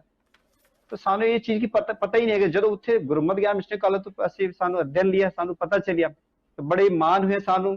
ਫਿਰ ਉਸ ਟਾਈਮ ਤੇ ਅਸੀਂ, ਕਿਉਂਕਿ ਉਸ ਟਾਈਮ ਜਿਹੜੇ ਪ੍ਰੋਫੈਸਰ ਹੈਗੇ ਬੇਟੇ ਤੁਸੀਂ ਇੱਥੇ ਪੜ੍ਹ ਕੇ ਆਪਣੇ ਪਿੰਡਾਂ ਵਿੱਚ ਜਾ ਕੇ ਸਿੱਖੀ ਨਾਲ ਜੁੜਨਾ ਹੈਗਾ, ਤਾਂ ਉਸ ਟਾਈਮ ਅਸੀਂ ਗੁਰਮਤਿ ਗਿਆਨ ਮਿਸ਼ਨਰੀ ਕਾਲਜ ਤੋਂ ਪੜ੍ਹਨ ਤੋਂ ਬਾਅਦ ਇੱਥੇ ਆਏ ਐਮਪੀ ਦੇ ਅੰਦਰ, ਤੇ ਨਾਲ ਫਿਰ ਪ੍ਰਚਾਰ ਚਾਲੂ ਕਰ ਦਿੱਤਾ, ਜਾ ਕੇ ਪ੍ਰਚਾਰ ਕਰਨਾ, ਲਿਟਣ ਨੂੰ ਦੱਸਣਾ ਬਈ ਸਾਡਾ ਇਤਿਹਾਸ ਇਹ ਹੈਗਾ, ਲਿਖਿਤ ਰੂਪ ਤੇ ਹੈਗਾ। ਸਾਨੂੰ ਕਿੱਥੇ ਕੋਈ ਮਹਾਭਾਰਤ, ਗੀਤਾ, ਰਾਮਾਇਣ ਦਾ ਕਿੱਥੇ ਕੋਈ ਜ਼ਿਕਰ ਨਹੀਂ ਆਉਂਦਾ, ਕੇਵਲ ਗੁਰੂ ਗ੍ਰੰਥ ਸਾਹਿਬ ਜੀ ਦੇ ਅੰਦਰ ਜ਼ਿਕਰ ਹੈਗਾ ਸਾਡਾ। ਕਿਉਂ ਨਹੀਂ ਅਸੀਂ ਸਿੱਖੀ ਨਾਲ ਜੁੜੀਏ? ਤਾਂ ਉਸ ਟਾਈਮ ਤੇ ਕਾਫੀ ਥਾਂ ਤੇ ਅਸੀਂ ਪਿੰਡਾਂ ਵਿੱਚ 20 25 ਕਿਲੋਮੀਟਰ ਪੈਦਲ ਜਾ ਕੇ ਵੀ ਉੱਥੇ ਉਸ ਟਾਈਮ ਸਿੱਖੀ ਨਾਲ ਜੁੜੇ। ਮਿਨੀਮਮ 2000 ਪਰਿਵਾਰਾਂ ਨੂੰ ਮੈਂ ਸਿੱਖੀ ਨਾਲ ਉਸ ਟਾਈਮ ਤੇ ਸਿੱਖੀ ਨਾਲ ਜਿਹੜੇ ਪੜ੍ਹਨਾ ਚਾਹੁੰਦੇ ਨੇ ਗਿਆਨ ਮਿਸ਼ਨਰੀ ਕਾਲਜ ਕੱਤੀ ਉਹਨਾਂ ਨੂੰ ਦਿੱਲੀ ਛੱਡ ਕੇ ਆਨੇ ਆਪਣੇ ਹਜੂਰ ਸਾਹਿਬ। ਜੀ ਮੈਂ ਇੱਥੇ ਅੱਗੇ ਵੀ ਗੱਲ ਕਰਾਂਗਾ। ਸਰਦਾਰ ਦਲੇਰ ਸਿੰਘ ਜੀ, ਤੁਸੀਂ ਸ਼੍ਰੋਮਣੀ ਗੁਰਦੁਆਰਾ ਪ੍ਰਬੰਧਕ ਕਮੇਟੀ ਨੇ ਕੀ ਕਦੀ ਇਸ ਬਾਰੇ ਜਾ ਕੇ ਉਹਨਾਂ ਦੇ ਕਿਸੇ ਵੀ ਅਧਿਕਾਰੀ ਦੇ ਨਾਲ ਕੋਈ ਗੱਲਬਾਤ ਕੀਤੀ, ਜਾਂ ਜਿਹੜੀਆਂ ਹੋਰ ਸੰਸਥਾਵਾਂ ਨੇ, ਦਿੱਲੀ ਸਿੱਖ ਗੁਰਦੁਆਰਾ ਮੈਨੇਜਮੈਂਟ ਕਮੇਟੀ ਹੈਗੀ ਆ, ਜਾਂ ਹੋਰ ਵੀ ਆਪਣੇ ਕਿਸੇ ਦੇ ਦਮਦਮੀ ਟਕਸਾਲ ਹੈ, ਜਾਂ ਕਿਸੇ ਹੋਰ ਨਾਲ ਵੀ ਸੰਸਥਾ ਨਾਲ ਇਹਦੇ ਪ੍ਰਤੀ ਜਾ ਕੇ ਗੱਲ ਕੀਤੀ ਵੀ ਇਹ ਆਪਣੀ ਮੁਸ਼ਕਲ ਹੈ, ਆਪਣਾ ਭਾਈਚਾਰਾ ਇਸ ਤਰੀਕੇ ਨਾਲ ਹੈਗਾ, ਸਾਨੂੰ ਉੱਥੇ ਵੀ ਜਾ ਕੇ ਪ੍ਰਚਾਰ ਕਰਨਾ ਚਾਹੀਦਾ, ਉਹਨਾਂ ਦੀ ਗੱਲਬਾਤ ਸੁਣਨੀ ਚਾਹੀਦੀ ਹੈ, ਉਹਨਾਂ ਨੂੰ ਜਿਹੜੀ ਜ਼ਰੂਰਤ ਆ ਉਹ ਪੂਰੀ ਕਰਨੀ ਚਾਹੀਦੀ ਹੈ? ਦੇਖੋ, ਜਦੋਂ ਅਸੀਂ ਪਹਿਲਾਂ ਸ਼ੁਰੂ ਕੰਮ ਕੀਤਾ ਨਾ ਇਸ ਪਾਸੇ ਨੂੰ, ਜਿਸ ਤਰ੍ਹਾਂ ਵੀਰ ਦਲੀਪ ਸਿੰਘ ਹਰੀ ਨੇ ਸਾਰੇ ਬੱਚੇ ਅਸੀਂ ਇਹਨਾਂ ਨੂੰ ਅਡਾਪਟ ਕੀਤਾ, ਅਸੀਂ ਇਹਨਾਂ ਦਾ ਖਰਚਾ ਚੁੱਕਿਆ, ਮਿਸ਼ਨਰੀ ਕਾਲਜ ਨਾਲ ਗੱਲ ਕੀਤੀ, ਉਹਨਾਂ ਨੂੰ ਕਿਹਾ ਵੀ ਇੱਥੋਂ ਬੱਚੇ ਲੈ ਕੇ ਆਓ ਤੇ ਉਹਨਾਂ ਨੂੰ ਪੜ੍ਹਾਉਣੇ ਨੇ। 45 ਬੱਚੇ ਸੀਗੇ ਪਹਿਲਾਂ ਜਿਹੜਾ ਸਾਡਾ ਬੈਚ ਆਇਆ ਸੀਗਾ। ਅਸੀਂ ਇੱਕ ਵਾਰੀ ਇਹਨਾਂ ਨਾਲ ਮੀਟਿੰਗ ਕੀਤੀ, ਜਾ ਕੇ ਮੈਂ ਪੁੱਛਿਆ ਵੀ ਤੁਸੀਂ ਜਾਣਦੇ ਹੋ ਕਿੱਥੇ ਜਾਣਾ ਹੈ? ਫਿਰ ਮੈਂ ਇਕੱਲੇ ਬੱਚੇ ਨੂੰ ਅਸੀਂ ਪੁੱਛਿਆ ਵੀ ਤੁਸੀਂ ਕੀ ਕਰ ਰਹੇ ਹੋ, ਕਿਵੇਂ ਤੁਹਾਨੂੰ ਲੱਗਿਆ। ਈਵਨ ਕਿ ਬੱਚਿਆਂ ਨੇ ਸਾਨੂੰ ਕੀ ਜਵਾਬ ਦਿੱਤਾ, ਅਸੀਂ ਪਾਣੀ ਵਾਲਾ ਗੁਰਦੁਆਰਾ ਦੇਖਣਾ ਹੈਗਾ ਪਹਿਲਾਂ, ਜਿਹੜਾ ਦਰਬਾਰ ਸਾਹਿਬ ਹੈ। ਇਹਨਾਂ ਨੂੰ ਇਹ ਪਤਾ ਨਹੀਂ। ਫਿਰ ਅਸੀਂ ਉਹਨਾਂ ਨੂੰ ਕਿਹਾ ਵੀ ਤੁਸੀਂ ਉਹਦੇ ਜਿੰਨੇ ਪੈਸੇ ਲੱਗਣਗੇ ਬੱਸਾਂ ਕਰਾਓ, ਇਹਨਾਂ ਨੂੰ ਦਰਸ਼ਨ ਕਰਾ ਕੇ ਲਿਆਓ ਸਾਰੇ ਗੁਰਧਾਮਾਂ। ਤੇ ਇਵੇਂ ਯਾਨੀ ਕਿ ਬੱਚਿਆਂ ਨੂੰ ਉੱਥੋਂ ਵੱਖਰੇ ਏਰੀਏ 'ਚੋਂ ਲੱਭ ਕੇ ਸਾਰਾ ਲਿਆ ਕੇ ਇਹਨਾਂ ਨੂੰ ਪੜ੍ਹਾ ਕੇ ਇਹਨਾਂ ਨੂੰ ਭੇਜੇ ਵਾਪਸ ਉੱਤੇ। ਅਸੀਂ ਤੇ ਕਾਫੀ ਸ਼ੁਰੂ ਤੋਂ ਲੱਗੇ ਆ ਨਾ ਇਸ ਕੰਮ ਦੇ ਵਿੱਚ, ਲੱਗੇ ਆ ਇਹਨਾਂ ਨੂੰ ਇਹਨਾਂ ਨਾਲ ਮੀਟਿੰਗਾਂ ਕਰਦੇ ਰਹੇ, ਸਾਰਾ ਕੁਝ ਜਾ ਕੇ ਇਕੱਲੇ ਪੁੱਛਦੇ ਰਹੇ। ਔਰ ਨਾਲ ਹੀ ਅਸੀਂ ਸ਼੍ਰੋਮਣੀ ਕਮੇਟੀ ਦੇ ਕੋਲ ਜਦੋਂ ਬੀਬੀ ਜਗੀਰ ਕੋਲ ਗਈ ਹੈ ਮੱਧ ਪ੍ਰਦੇਸ਼ ਵਿੱਚ, ਉੱਧਰ ਮਦਰ ਆਫ ਬੰਜਾਰਾ ਬਣ ਕੇ ਆਈ ਉੱਥੋਂ, ਲੇਕਿਨ ਨੀਆਂ ਬੜੀਆਂ ਰੱਖ ਕੇ ਆਈ, ਬੜਾ ਕੁਛ ਕਰਕੇ ਆਈ, ਮੈਂ ਆਹ ਕਰਾਂਗੀ, ਮੈਂ ਉਹ ਕਰਾਂਗੀ। ਮੁੜ ਕੇ ਉਹਨਾਂ ਦੀ ਸਾਰ ਨਹੀਂ ਲਿੱਤੀ, ਬਿਲਕੁਲ ਵਾਪਸ ਮੁੜ ਕੇ ਗਈ ਨਹੀਂ। ਤੇ ਨੰਬਰ 2 3 ਜਦੋਂ ਅਸੀਂ ਮੱਕੜ ਨੂੰ ਮਿਲੇ, ਮੱਕੜ ਉਦੋਂ ਪ੍ਰਧਾਨ ਸੀ, ਇੱਥੇ ਆਇਆ ਨਿਊਯਾਰਕ ਦੇ ਵਿੱਚ, ਉਹਦੇ ਨਾਲ ਗੱਲਬਾਤ ਹੋਈ। ਉਹ ਕਹਿੰਦਾ ਤੁਸੀਂ ਉੱਥੇ ਆਇਓ ਜੀ, ਫਿਰ ਉੱਥੇ ਮਿਲਾਂਗੇ। ਮੈਂ ਸੀਗਾ, ਵੀਰ ਗੁਰਮੇਜ ਸਿੰਘ ਸੀਗਾ, ਤੇ ਨਾਲ ਇੰਦਰਜੀਤ ਰਾਣਾ ਜਿਹੜਾ ਚੇਅਰਮੈਨ ਸੀਗਾ ਕਾਲਜ ਦਾ, ਉਹ ਸੀ। ਅਸੀਂ ਗਏ, ਉਹਨਾਂ ਨਾਲ ਗੱਲਬਾਤ ਕੀਤੀ ਵੀ ਜਾਂ ਸਾਡੇ ਬੰਦੇ ਜਿਹੜੇ ਬੱਚੇ ਪੜ੍ਹਦੇ ਪਏ ਇਹਨਾਂ ਨੂੰ ਤੁਸੀਂ ਸ਼੍ਰੋਮਣੀ ਕਮੇਟੀ ਦੇ ਵਿੱਚ ਇਹਨਾਂ ਨੂੰ ਨੌਕਰੀ ਦਿਓ, ਦਰਬਾਰ ਸਾਹਿਬ ਉੱਥੇ ਨੌਕਰੀ ਕਰਨ, ਜਿੱਥੇ ਵੀ ਇਹਨਾਂ ਦੀ ਡਿਊਟੀ ਲਾਓ ਹੱਲ ਕਰਨਗੇ। ਨਹੀਂ ਨੌਕਰੀ ਦੇ ਸਕਦੇ ਤੇ ਉਹਨਾਂ ਦਾ ਕੁਛ ਨਾ ਕੁਛ ਸੋਚੋ। ਫਿਰ ਮੱਕੜ ਦਾ ਇੱਕ ਜਵਾਬ ਸੀਗਾ, ਮੱਕੜ ਕਹਿੰਦਾ ਹੈ ਵੀ ਜੇ ਅਸੀਂ ਉਹਨਾਂ ਨੂੰ ਇੱਥੇ ਲਿਆਂਦੇ ਜਾਂ ਉਹਨਾਂ ਨੂੰ ਅਸੀਂ ਆਪਣੇ ਨਾਲ ਲਾ ਲਏ ਤੇ ਫਿਰ ਸਾਨੂੰ ਕੌਣ ਪੁੱਛੇਗਾ। ਸਿੱਧਾ ਉਹਦਾ ਜਵਾਬ ਸੀਗਾ। ਇਹਦਾ ਮਤਲਬ ਵੀ ਉਹ ਇਗਨੋਰ ਕਰਦੇ ਸੀ। ਲੇਕਿਨ ਇਸ ਦਾ ਖਾਮਿਆਜਾ ਜਿਹੜਾ ਸਾਨੂੰ ਬਹੁਤ ਵੱਡੇ ਪੱਧਰ ਤੇ ਭੁਗਤਣਾ ਪੈਣਾ। ਜਿੰਨਾ ਅਸੀਂ ਵਿਤਕਰਾ ਕੀਤਾ, ਅਸੀਂ ਨਮਕ ਹਰਾਮੀ ਬਣੇ, ਲੇਕਿਨ ਜਿੰਨੇ ਵੀ ਰਾਜਨੀਤਿਕ ਬੰਦੇ ਨੇ ਇਹਨਾਂ ਦੇ ਵਿੱਚ ਦਿਲ ਦੇ ਵਿੱਚ ਕੋਈ ਪਿਆਰ ਨਹੀਂ ਸਿੱਖੀ ਪ੍ਰਤੀ। ਜੇ ਪਿਆਰ ਹੋਵੇ ਇਹਨਾਂ ਨੂੰ ਜ਼ਰੂਰ ਉੱਠ ਕੇ ਹਜੇ ਤੱਕ ਵੀ ਡੁੱਲੇ ਬੇਰਾਂ ਦਾ ਕੁਛ ਨਹੀਂ ਵਿਗੜਿਆ, ਹੱਲਾ ਮਾਰਨਾ ਚਾਹੀਦਾ, ਉਹਨਾਂ ਨੂੰ ਆਪਣੇ ਗਲੇ ਨਾਲ ਲਾਉਣਾ ਚਾਹੀਦਾ। ਔਰ ਦਿੱਲੀ ਪ੍ਰਬੰਧਕ ਕਮੇਟੀ ਨਾਲ ਵੀ ਅਸੀਂ ਗੱਲ ਕੀਤੀ, ਉੱਥੇ ਕਾਫੀ ਸ਼ਿਕਲੀਕਰਨ ਵਣਜਾਰੇ ਨੇ। ਜਦੋਂ 84 ਦਾ ਕਾਂਡ ਹੋਇਆ ਉਸ ਦੇ ਵਿੱਚ ਕਿੰਨੇ ਪਰਿਵਾਰ ਜਿਹੜੇ ਅਨਾਥ ਨੇ ਦਿੱਲੀ ਦੇ ਵਿੱਚ ਬੈਠੇ, ਉਹਨਾਂ ਨਾਲ ਗੱਲਬਾਤ ਕੀਤੀ। ਮੈਂ ਘਰਾਂ 'ਚ ਗਿਆ, ਦਿੱਲੀ ਵੀ ਜਾ ਕੇ ਉਹਨਾਂ ਕਬੀਲਿਆਂ ਨੂੰ ਮਿਲਿਆ, ਉਸ ਜਗ੍ਹਾ ਤੇ ਜਾ ਕੇ ਮਿਲਿਆ। ਲੇਕਿਨ ਹੁਣ ਵੀ ਕੀ ਹੁੰਦਾ, ਹੁਣ ਜਿਹੜਾ ਕਰੋਨਾ ਦਾ ਟਾਈਮ ਆਇਆ, ਸਾਰੀ ਥਾਂ ਦੇ ਲੰਗਰ ਪਹੁੰਚੇ, ਲੇਕਿਨ ਉਹ ਸ਼ਿਕਲੀਗੜ੍ਹ ਵਣਜਾਰਿਆਂ ਦੇ ਏਰੀਆ 'ਚ ਅਜੇ ਤੱਕ ਵੀ ਕੁਛ ਨਹੀਂ ਪਹੁੰਚਿਆ। ਇਹ ਸੋਹਣ ਸਿੰਘ ਖਾਲਸਾ ਜਿਹੜੇ ਨੇ, ਇਹਨਾਂ ਨੇ ਪਹੁੰਚਾਇਆ, ਉੱਥੇ ਕੁਝ ਪਰਿਵਾਰਾਂ ਨੂੰ ਦਿੱਤਾ, ਲੇਕਿਨ ਉਹ ਅਜੇ ਤੱਕ ਵੀ ਉਹਨਾਂ ਦੀ ਪੁੱਛਗਿੱਛ ਨਹੀਂ ਕਰ ਰਹੇ, ਕਿਉਂਕਿ ਉਹ ਨੀਵੇਂ ਨੇ, ਉਹ ਮਾੜੀ ਜਾਂ ਉਹਨਾਂ ਦੇ ਵੋਟਾਂ ਦੇ ਨਾਲ ਬਣਦੇ ਨੇ, ਲੇਕਿਨ ਉਹਨਾਂ ਦੀ ਬਾਤ ਨਹੀਂ ਪੁੱਛਦੇ। ਇਹ ਆਪਣੇ ਆਪ 'ਚ ਸਭ ਤੋਂ ਵੱਡਾ ਜਿਹੜਾ ਚਿੰਤਾ ਦਾ ਵਿਸ਼ਾ ਹੈਗਾ, ਕਿਉਂਕਿ ਵੋਟ ਬੈਂਕ ਨੇ ਬਹੁਤ ਕੁਝ ਜਿਹੜਾ ਉਹ ਖਰਾਬ ਕੀਤਾ। ਸਰਦਾਰ ਅਵਤਾਰ ਸਿੰਘ ਮੱਕੜ ਹੋਣਾ ਦੇ ਖਿਲਾਫ ਜਿਹੜੀ ਤੁਸੀਂ ਗੱਲ ਕੀਤੀ ਕਿ ਜਿਸ ਤਰੀਕੇ ਨਾਲ ਤੁਹਾਡੀ ਉਹਨਾਂ ਨਾਲ ਵਿਚਾਰ ਚਰਚਾ ਹੋਈ ਹੈ, ਜੇ ਸੱਚਮੁੱਚ ਇਹ ਵਿਚਾਰ ਚਰਚਾ ਇਸੇ ਤਰੀਕੇ ਨਾਲ ਹੋਈ ਹੈ ਤੇ ਆਪਣੇ ਆਪ 'ਚ ਕਈ ਵਾਰੀ ਸੋਚਣ ਨੂੰ ਮਜਬੂਰ ਹੋਣਾ ਪੈਂਦਾ ਕਿ ਕਿਸ ਤਰੀਕੇ ਦੀ ਲੀਡਰਸ਼ਿਪ ਜਿਹੜੀ ਹੈ ਸਾਨੂੰ ਉਹ ਲੈ ਕੇ ਜਾਂਦੀ ਰਹੀ ਹੈ। ਆਉਣ ਵਾਲੇ ਸਮੇਂ ਦੇ ਵਿੱਚ ਅਸੀਂ ਇਹ ਵੀ ਕੋਸ਼ਿਸ਼ ਕਰਾਂਗੇ ਕਿ ਸਰਦਾਰ ਅਵਤਾਰ ਸਿੰਘ ਮੱਕੜ ਹੋਣਾ ਕੋ ਜਿਹੜਾ ਅਸੀਂ ਇਸ ਤਰੀਕੇ ਦੇ ਜਿਹੜੇ ਵੀ ਉਹਨਾਂ ਦੇ ਨਾਲ ਰੋਕ ਰਹੇ ਨੇ ਉਹਨਾਂ ਕੋ ਵੀ ਅਸੀਂ ਜਿਹੜੀ ਆ ਜ਼ਰੂਰ ਗੱਲਬਾਤ ਕਰਨ ਦੀ ਜਿਹੜੀ ਕੋਸ਼ਿਸ਼ ਕਰਾਂਗੇ। ਹੁਣ ਸਮੇਂ ਸਿਰ ਜਾਣਨ ਦੀ ਕੋਸ਼ਿਸ਼ ਕਰੀ ਕਿ ਅਸਲ ਯਾਨੀ ਹਰਪ੍ਰੀਤ ਸਿੰਘ ਜੀ ਸਿੰਘ ਸਾਹਿਬ ਹੈਗਾ ਅਕਾਲ ਤਖਤ ਦਾ, ਮੇਰੀ ਉਹਨਾਂ ਨਾਲ ਵੀ ਵਿਚਾਰ ਵਟਾਂਦਰਾ ਹੋਇਆ। ਮੈਂ ਫਿਰ ਜਿਹੜੇ ਪ੍ਰੋਫੈਸਰ ਮਨਜੀਤ ਸਿੰਘ ਨੇ ਸਾਬਕਾ ਜਥੇਦਾਰ, ਮੇਰੀ ਉਹਨਾਂ ਨਾਲ ਵੀ ਗੱਲਬਾਤ ਹੋਈ। ਤਕਰੀਬਨ ਮੈਂ ਜਾਣਾ, ਮੈਂ ਸਾਰਿਆਂ ਨਾਲ ਗੱਲਬਾਤ ਜ਼ਰੂਰ ਕਰਦਾ। ਕੱਲ ਨੂੰ ਇਹ ਨਾ ਹੋਵੇ ਵੀ ਇਹ ਨਾ ਉਲਾਮਾ ਰਵੇ ਵੀ ਤੁਸੀਂ ਗੱਲਬਾਤ ਨਹੀਂ ਸਾਡੇ ਨਾਲ ਕੀਤੀ, ਅਸੀਂ ਤਾਂ ਨਹੀਂ ਕਰ ਸਕੇ। ਮੇਰੇ ਕੋਲ ਹਰ ਪ੍ਰੂਫ ਹੈ, ਹਰ ਚੀਜ਼ ਹੈ ਮੇਰੇ ਕੋਲ ਕਿ ਮੈਂ ਜਦੋਂ ਉਹਨਾਂ ਨੂੰ ਜਾ ਕੇ ਮਿਲਿਆ ਸਾਰਾ ਕੁਝ ਹੋਇਆ। ਉਹ ਮੇਰੇ ਕੋਲ ਕੋਈ ਅੱਖੋਂ ਪਰੋਖੇ ਤੇ ਮੈਂ ਉਹਨੂੰ ਕਰ ਨਹੀਂ ਸਕਦਾ, ਹਰ ਚੀਜ਼ ਮੇਰੇ ਕੋਲ ਉਹਦਾ ਪ੍ਰੂਫ ਹੈਗਾ। ਜੀ ਬਿਲਕੁਲ। ਸੋਹਣ ਸਿੰਘ ਜੀ, ਮੈਂ ਤੁਹਾਡੇ ਕੋਲ ਇੱਕ ਪੁੱਛਦਾ ਕਿ ਜਦੋਂ ਤੁਸੀਂ ਇਹ ਵਿਅਕਤੀਗਤ ਰੂਪ ਦੇ ਵਿੱਚ ਜਾ ਕੇ ਵੇਖਦੇ ਹੋ ਤਾਂ ਇਹਨਾਂ ਦਾ ਰਹਿਣ ਸਹਿਣ ਜਿਹੜਾ ਉਹ ਕਿਸ ਤਰੀਕੇ ਦਾ ਹੈਗਾ, ਕਿਸ ਤਰੀਕੇ ਦੀ ਸਥਿਤੀ ਦੇ ਵਿੱਚ ਰਹਿ ਰਹੇ ਨੇ, ਫਾਈਨੈਂਸ਼ੀਅਲੀ ਇਹਨਾਂ ਦੇ ਕੀ ਕੰਡੀਸ਼ਨ ਹੈਗੀ ਹੈ, ਜਾਂ ਮਾਨਸਿਕ ਤੌਰ ਤੇ ਆਪਣੇ ਆਪ ਨੂੰ ਕਿੰਨਾ ਕੁ ਜਿਹੜਾ ਉਹ ਸੈੱਟ ਸਮਝਦੇ ਨੇ? ਇਹ ਸਵਾਲ ਜਿਹੜਾ ਕਾਫੀ ਵਿਸਥਾਰ ਦੀ ਮੰਗ ਕਰਦਾ। ਜਿੱਥੋਂ ਤੱਕ ਉਹਨਾਂ ਦੇ ਮਾਨਸਿਕ ਪੱਧਰ ਦੀ ਗੱਲ ਆ, ਉਹਨਾਂ ਵਿੱਚ ਅਸੀਂ ਜਿਹੜਾ ਦੇਖਿਆ ਜਾ ਕੇ ਕਿ ਲਗਭਗ 4 ਜ਼ਿਲ੍ਹਿਆਂ ਦੇ ਵਿੱਚ 3 ਸਿੱਖ ਲੀਡਰ ਜਿਹੜੇ ਉਹ ਸਰਕਾਰੀ ਨੌਕਰੀ ਤੇ ਆ, ਤੇ ਰਹਿਣ ਸਹਿਣ ਝੌਪੜੀਆਂ ਨੇ। ਕਈ ਘਰਾਂ ਦੇ ਵਿੱਚ ਅਸੀਂ ਵੀਡੀਓ ਜਿਹੜੇ ਉਹ ਫੇਸਬੁੱਕ ਤੇ YouTube ਤੇ ਲੋਡ ਕੀਤੇ ਹੋਏ ਨੇ ਕਿ ਉਹਨਾਂ ਨੇ ਬਾਂਸਾਂ ਦੀਆਂ ਫੱਟੀਆਂ ਦੀਆਂ ਦੀਵਾਰਾਂ ਬਣਾ ਕੇ ਉਹਨਾਂ ਨੂੰ ਗੋਹੇ ਤੇ ਮਿੱਟੀ ਨਾਲ ਲਿਪਿਆ ਹੋਇਆ। ਇੱਕੋ ਹੀ ਕਮਰੇ ਦੇ ਅੰਦਰ ਬੱਕਰੀਆਂ ਨੇ, ਕਮਰਾ ਨਹੀਂ ਝੌਪੜੀ ਹੈ, ਮਾਫ ਕਰਨਾ, ਉਹਦੇ ਅੰਦਰ ਹੀ ਬੱਕਰੀਆਂ ਨੇ, ਉਹਦੇ ਅੰਦਰ ਹੀ ਚੁੱਲ੍ਹਾ। ਇਹਨਾਂ ਦੇ ਬੱਚੇ ਜਿਹੜੇ 5-5 6-6 ਹੁੰਦੇ ਨੇ, ਸਾਰੇ ਉਸੇ ਝੌਪੜੀ ਅੰਦਰ ਸੌਂਦੇ ਨੇ। ਇੰਨਾ ਬੁਰਾ ਹਾਲ ਹੈ, ਮੈਂ ਸਮਝਦਾ ਕਿ ਬਹੁਤ ਸਾਰੇ ਪਿੰਡਾਂ ਦੇ ਵਿੱਚ ਪਾਣੀ ਲੇਡੀਜ਼ ਜਿਹੜੀਆਂ ਨੇ 2-2 ਕਿਲੋਮੀਟਰ ਤੋਂ ਚੁੱਕ ਕੇ ਲਿਆਉਂਦੀਆਂ ਨੇ। ਜਿੰਨੀ ਕਿ ਸਾਡੇ ਸਮਰੱਥਾ ਸੀ, ਅਸੀਂ 27 ਪਿੰਡਾਂ ਦੇ ਵਿੱਚ ਬਣਜਾਰੇ ਵੀਰਾਂ ਦੇ ਤੇ ਸਿੱਖ ਲੀਡਰ ਵੀਰਾਂ ਦੇ ਪਿੰਡਾਂ ਵਿੱਚ ਪਾਣੀ ਦੇ ਬੋਰ ਕੀਤੇ। ਫਿਰ ਅਸੀਂ ਅਗਲਾ ਰਸਤਾ ਚੁਣਿਆ, ਅਸੀਂ ਇਹਨਾਂ ਨੂੰ ਰੁਜ਼ਗਾਰ ਨਾਲ ਜੋੜਨਾ ਸ਼ੁਰੂ ਕੀਤਾ। ਗੱਡੀਆਂ ਲੈ ਕੇ ਦਿੱਤੀਆਂ, ਕਰਿਆਨੇ ਦੀ ਦੁਕਾਨ ਪਾ ਕੇ ਦਿੱਤੀਆਂ, ਕਿਸੇ ਨੂੰ ਵਰਕਸ਼ਾਪ ਲਾ ਕੇ ਦਿੱਤੀ, ਕਿਸੇ ਨੂੰ ਚੱਕੀ ਲਾ ਕੇ ਦਿੱਤੀ। ਜਿਹੜੇ ਤਾਲੇ ਚਾਬੀ ਰਿਪੇਅਰ ਕਰਦੇ ਸੀ, ਫੇਰੀ ਦਾ ਕੰਮ ਕਰਦੇ ਸੀ, ਲਗਭਗ 180-90 ਬੱਚਿਆਂ ਨੂੰ ਤਾਲੇ ਚਾਬੀ ਦਾ ਕੰਮ ਦਿੱਤਾ। ਅਸੀਂ ਘੱਟ ਤੋਂ ਘੱਟ 4 ਪਿੰਡਾਂ ਦੀ ਫੀਸ ਆਪਣੀ ਸੰਸਥਾ ਮਾਰਕੋ ਫਾਊਂਡੇਸ਼ਨ ਵੱਲੋਂ ਅੱਜ ਵੀ ਦੇ ਰਹੇ ਹਾਂ, ਤੇ 300 ਦੇ ਲਗਭਗ ਅਸੀਂ ਰੁਜ਼ਗਾਰ ਕਰ ਦਿੱਤੇ ਆ। ਹੁਣ ਵੀ ਜਦੋਂ ਆ ਕਰੋਨਾ ਮਹਾਮਾਰੀ ਫੈਲੀ ਹੈ, ਘੱਟੋ ਘੱਟ 27 ਪਿੰਡਾਂ ਦੇ ਵਿੱਚ ਅਸੀਂ ਰਸਦ ਨੂੰ ਮੁਹੱਈਆ ਕਰਵਾਇਆ। ਦਿੱਲੀ ਦੇ ਵਿੱਚ ਸੁਲਤਾਨਪੁਰੀ, ਚੰਦਰ ਵਿਹਾਰ, ਤਿਲਕ ਵਿਹਾਰ ਦੇ ਅੰਦਰ ਜਿੱਥੇ ਸਿੱਖ ਲੀਡਰ ਬੈਠੇ ਨੇ, ਉੱਥੇ ਸੇਵਾ ਪਹੁੰਚਾਈ ਆ। ਇੱਕ ਦੁੱਖ ਦਾ ਜਾਂ ਆਪਣੇ ਦਿਲ ਦਾ ਦਰਦ ਆਪ ਜੀ ਨਾਲ ਸਾਂਝਾ ਕਰਨਾ ਚਾਹੁੰਦਾ। ਦਰਬਾਰ ਸਾਹਿਬ ਸ੍ਰੀ ਅੰਮ੍ਰਿਤਸਰ ਸਾਹਿਬ, ਜਿੱਥੇ ਸ਼੍ਰੋਮਣੀ ਗੁਰਦੁਆਰਾ ਪ੍ਰਬੰਧਕ ਕਮੇਟੀ ਦਾ ਆਫਿਸ ਹੈ, ਉਹਦੇ ਤੋਂ 20 ਮਿੰਟ ਦਾ ਰਸਤਾ ਪੈਂਦਾ ਢਹਿ ਭਾਈ, ਜਿੱਥੇ 35 ਸਿੱਖ ਲੀਡਰ ਪਰਿਵਾਰ ਨੇ। ਅਸੀਂ 3 ਦਿਨ ਤੱਕ SGPC ਦੇ ਆਫਿਸ 'ਚ ਫੋਨ ਕਰਦੇ ਰਹੇ, ਕਿਸੇ ਨੇ ਸਹਾਇਤਾ ਨਹੀਂ ਪਹੁੰਚਾਈ। ਲਾਕਡਾਊਨ ਦੇ ਕਰਕੇ ਅਸੀਂ ਜਾ ਨਹੀਂ ਸੀ ਸਕਦੇ। ਫਿਰ ਅਸੀਂ ਹੱਲ ਕੱਢਿਆ ਕਿ ਇੱਕ ਦੁਕਾਨਦਾਰ ਦੇ ਅਕਾਊਂਟ 'ਚ ਪੈਸੇ ਪਾਏ। ਮੇਰੇ ਨਾਲ ਤਰਨਦੀਪ ਸਿੰਘ ਸੀਗੇ, ਜਿਹੜੇ ਸਿੱਖ ਕੌਂਸਲ ਆਫ ਸਕਾਟਲੈਂਡ ਤੋਂ ਆ। ਪਹਿਲਾਂ 20,000 ਰੁਪਇਆ ਅਸੀਂ ਪਾਇਆ, ਮੁੜ ਕੇ ਉਹਨਾਂ ਕੋਲ ਰਸਦ ਫੇਰ ਘਟ ਗਈ। ਫਿਰ ਬ੍ਰਿਟਿਸ਼ ਸਿੱਖ ਕੌਂਸਲ ਦੇ ਭਾਈ ਤਰਸੇਮ ਸਿੰਘ ਜੀ ਕਹਿੰਦੇ, ਸੋਹਣ ਸਿੰਘ ਜੀ ਇਹ ਕੰਮ ਮੈਨੂੰ ਦੇ ਦਿਓ। 35,000 ਰੁਪਇਆ ਬਾਅਦ ਦੇ ਵਿੱਚ ਉਹਨਾਂ ਨੇ ਭੇਜਿਆ। ਇਹ SGPC ਦੇ ਆਫਿਸ ਤੋਂ ਜਸਟ 20 ਮਿੰਟ ਦਾ ਰਸਤਾ। 35 ਸਿੱਖ ਲੀਡਰ ਪਰਿਵਾਰ ਨੇ, ਉਹਨਾਂ ਦੀ ਵੀ ਇਹਨਾਂ ਨੇ ਸਾਰ ਨਹੀਂ ਜੇ ਲਈ। ਉਲਟਾ ਉਹ ਜਿਹੜੇ ਸ਼ਸਤਰ ਬਣਾਉਂਦੇ ਨੇ, ਤਲਵਾਰਾਂ ਬਣਾਉਂਦੇ ਨੇ, ਸ੍ਰੀ ਸਾਹਿਬ ਬਣਾਉਂਦੇ ਨੇ, ਉਹਨਾਂ ਨੂੰ ਕੁਛ ਇੱਕ ਸਿੱਖ ਉਹਨਾਂ ਕੋਲੋਂ ਸਸਤੇ ਭਾਅ ਤੇ ਲੈ ਕੇ ਉਤੋਂ 3, 4 ਜਾਂ 5 ਗੁਣਾ ਰੇਟ ਤੇ ਵੇਚ ਰਹੇ ਨੇ। ਇਹ ਵੀ ਇੱਕ ਤਰ੍ਹਾਂ ਦਾ ਸਿੱਖ ਲੀਡਰਾਂ ਦਾ ਸ਼ੋਸ਼ਣ ਹੈ। ਤੁਸੀਂ ਹੈਰਾਨ ਹੋ ਜਾਓਗੇ, ਪੰਜਾਬ ਦੇ ਅੰਦਰ ਵੀ ਜਿਹੜੀ ਸਿੱਖ ਲੀਡਰਾਂ ਦੀ ਗਿਣਤੀ ਹੈ ਉਹ 70-80 ਹਜ਼ਾਰ ਦੇ ਲਗਭਗ ਤੇ ਸਾਨੂੰ ਪਤਾ ਹੈ। ਕੁਝ ਜਗ੍ਹਾ ਤੇ ਅਸੀਂ ਪਹੁੰਚ ਨਹੀਂ ਕਰ ਪਾਏ। ਹਰਿਆਣੇ ਅੰਦਰ ਵੀ ਸਿੱਖ ਲੀਡਰ ਹੈਗੇ ਨੇ, ਜੰਮੂ ਕਸ਼ਮੀਰ ਦੇ ਲਾਗੇ ਸਾਗੇ ਵੀ ਸਿੱਖ ਲੀਡਰ ਹੈਗੇ ਨੇ, ਬਣਜਾਰੇ ਵੀ ਆਲ ਓਵਰ ਇੰਡੀਆ ਨੇ। ਅਸੀਂ ਕਦੀ ਵੀ ਕਿਸੇ ਵੀ ਸਰਮੌਰ ਸੰਸਥਾ ਨੇ SGPC ਦਾ ਬਜਟ ਮਾਫ ਕਰਨਾ 1100 ਕਰੋੜ ਰੁਪਈਆ ਸਾਲਾਨਾ ਆ। 5 ਕਰੋੜ ਦੇ ਲਗਭਗ ਇਹ ਸਿੱਖ ਲੀਡਰ ਤੇ ਬਣਜਾਰਿਆਂ ਲਈ ਰੱਖਦੇ ਨੇ। SGPC ਵਾਲੇ ਸਾਨੂੰ ਇਹ ਦਿਖਾ ਦੇਣ ਕਿ ਉਹਨਾਂ ਨੇ ਪੈਸੇ ਕਿੱਥੇ ਖਰਚੇ ਨੇ। ਇੱਕ ਮੇਰੇ ਦਿਲ ਦਾ ਦਰਦ ਜਿਹੜਾ ਅੱਜ ਮੈਂ ਕਹਿਣ ਲੱਗਿਆ, 2016 ਦੇ ਵਿੱਚ ਜਦੋਂ ਸਿੱਖ ਸਿਕਲੀਗਰਾਂ ਤੇ ਨਜਾਇਜ਼ ਕੇਸ ਬਣ ਰਹੇ ਸੀ, ਅਸੀਂ ਉਦੋਂ ਇੱਕੋ ਹੀ ਪਿੰਡ ਦੇ 21 ਸਿੱਖ ਸਿਕਲੀਗਰ ਗੁਰੂ ਦੀ ਕਿਰਪਾ ਦੇ ਨਾਲ ਤੇ ਸੰਗਤਾਂ ਦੀ ਸਹਿਯੋਗ ਦੇ ਨਾਲ ਜਿਹੜੇ ਨਜਾਇਜ਼ ਫੜੇ ਸੀ ਸੰਗਨੂਰ ਪਿੰਡ ਦੇ, ਪੁਲਿਸ ਕੋਲੋਂ ਛੁਡਵਾ ਤੇ ਐਸਜੀਪੀਸੀ ਨੇ ਵੀ ਆਪਣਾ ਇੱਕ ਨੁਮਾਇੰਦਾ ਭੇਜ ਦਿੱਤਾ ਵੀ ਜਾ ਤੂੰ ਵੀ ਜਾ ਕੇ ਸਰਵੇ ਕਰਕੇ ਆ ਉੱਥੇ ਕੀ ਹੋਇਆ।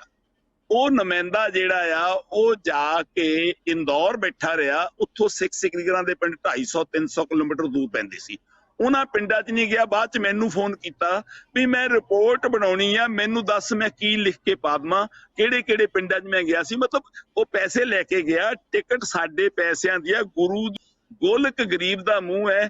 ਘੱਟੋ ਘੱਟ ਇਦਾਂ ਦੇ ਬੇਸ਼ਰਮ ਲੋਕ ਬੈਠੇ ਨੇ ਜਿਨ੍ਹਾਂ ਨੇ ਉਹਨਾਂ ਬਾਰੇ ਰਿਪੋਰਟ ਬਣਾਉਣੀ ਸੀ, ਪਰ ਸ਼ਹਿਰ ਦੇ ਹੋਟਲ ਵਿੱਚ ਜਾ ਕੇ ਬੈਠੇ ਨੇ। ਮੈਂ ਜ਼ਿੰਮੇਵਾਰੀ ਨਾਲ ਇਹ ਗੱਲ ਕਹਿਣਾ ਕਿ ਇਹ ਜਿਹੜੇ ਸਿਆਸੀ ਲੋਕ ਨੇ ਅਸਲ 'ਚ ਧਾਰਮਿਕ ਨਹੀਂ ਹੈ।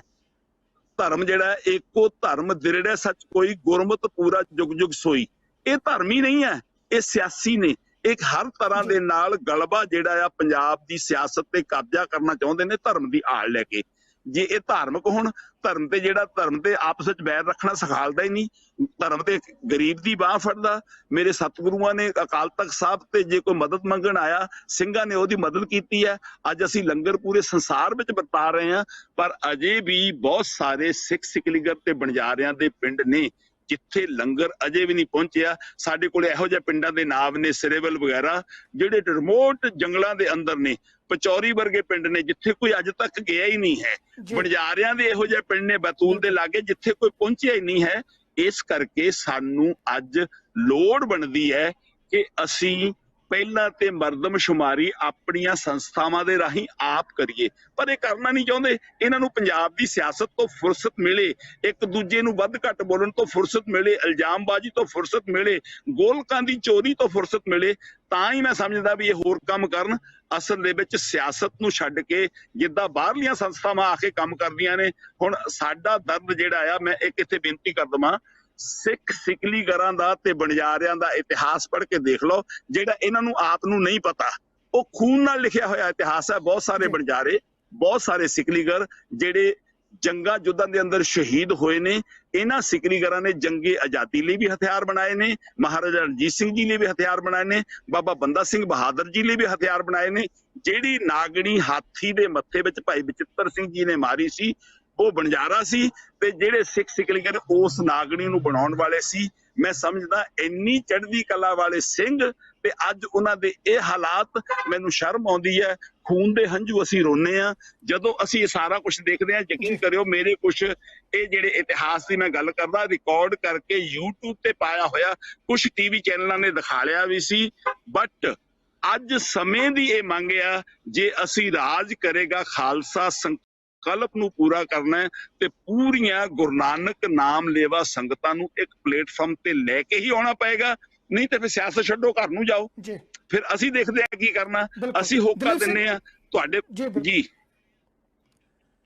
ਜੀ ਦਲੀਪ ਸਿੰਘ ਜੀ, ਮੈਂ ਤੁਹਾਡੇ ਕੋਲ ਹੈ, ਜਿਹੜੇ ਇਲਾਕੇ ਦੇ ਵਿੱਚ ਤੁਸੀਂ ਰਹਿੰਦੇ ਹੋ ਇਸ ਵੇਲੇ MP ਦੇ ਵਿੱਚ, ਉਹਦੇ ਵਿੱਚ ਕਿੰਨੀ ਆਬਾਦੀ ਹੈ ਇਸ ਵੇਲੇ ਤੁਹਾਡੇ ਭਾਈਚਾਰੇ ਦੀ?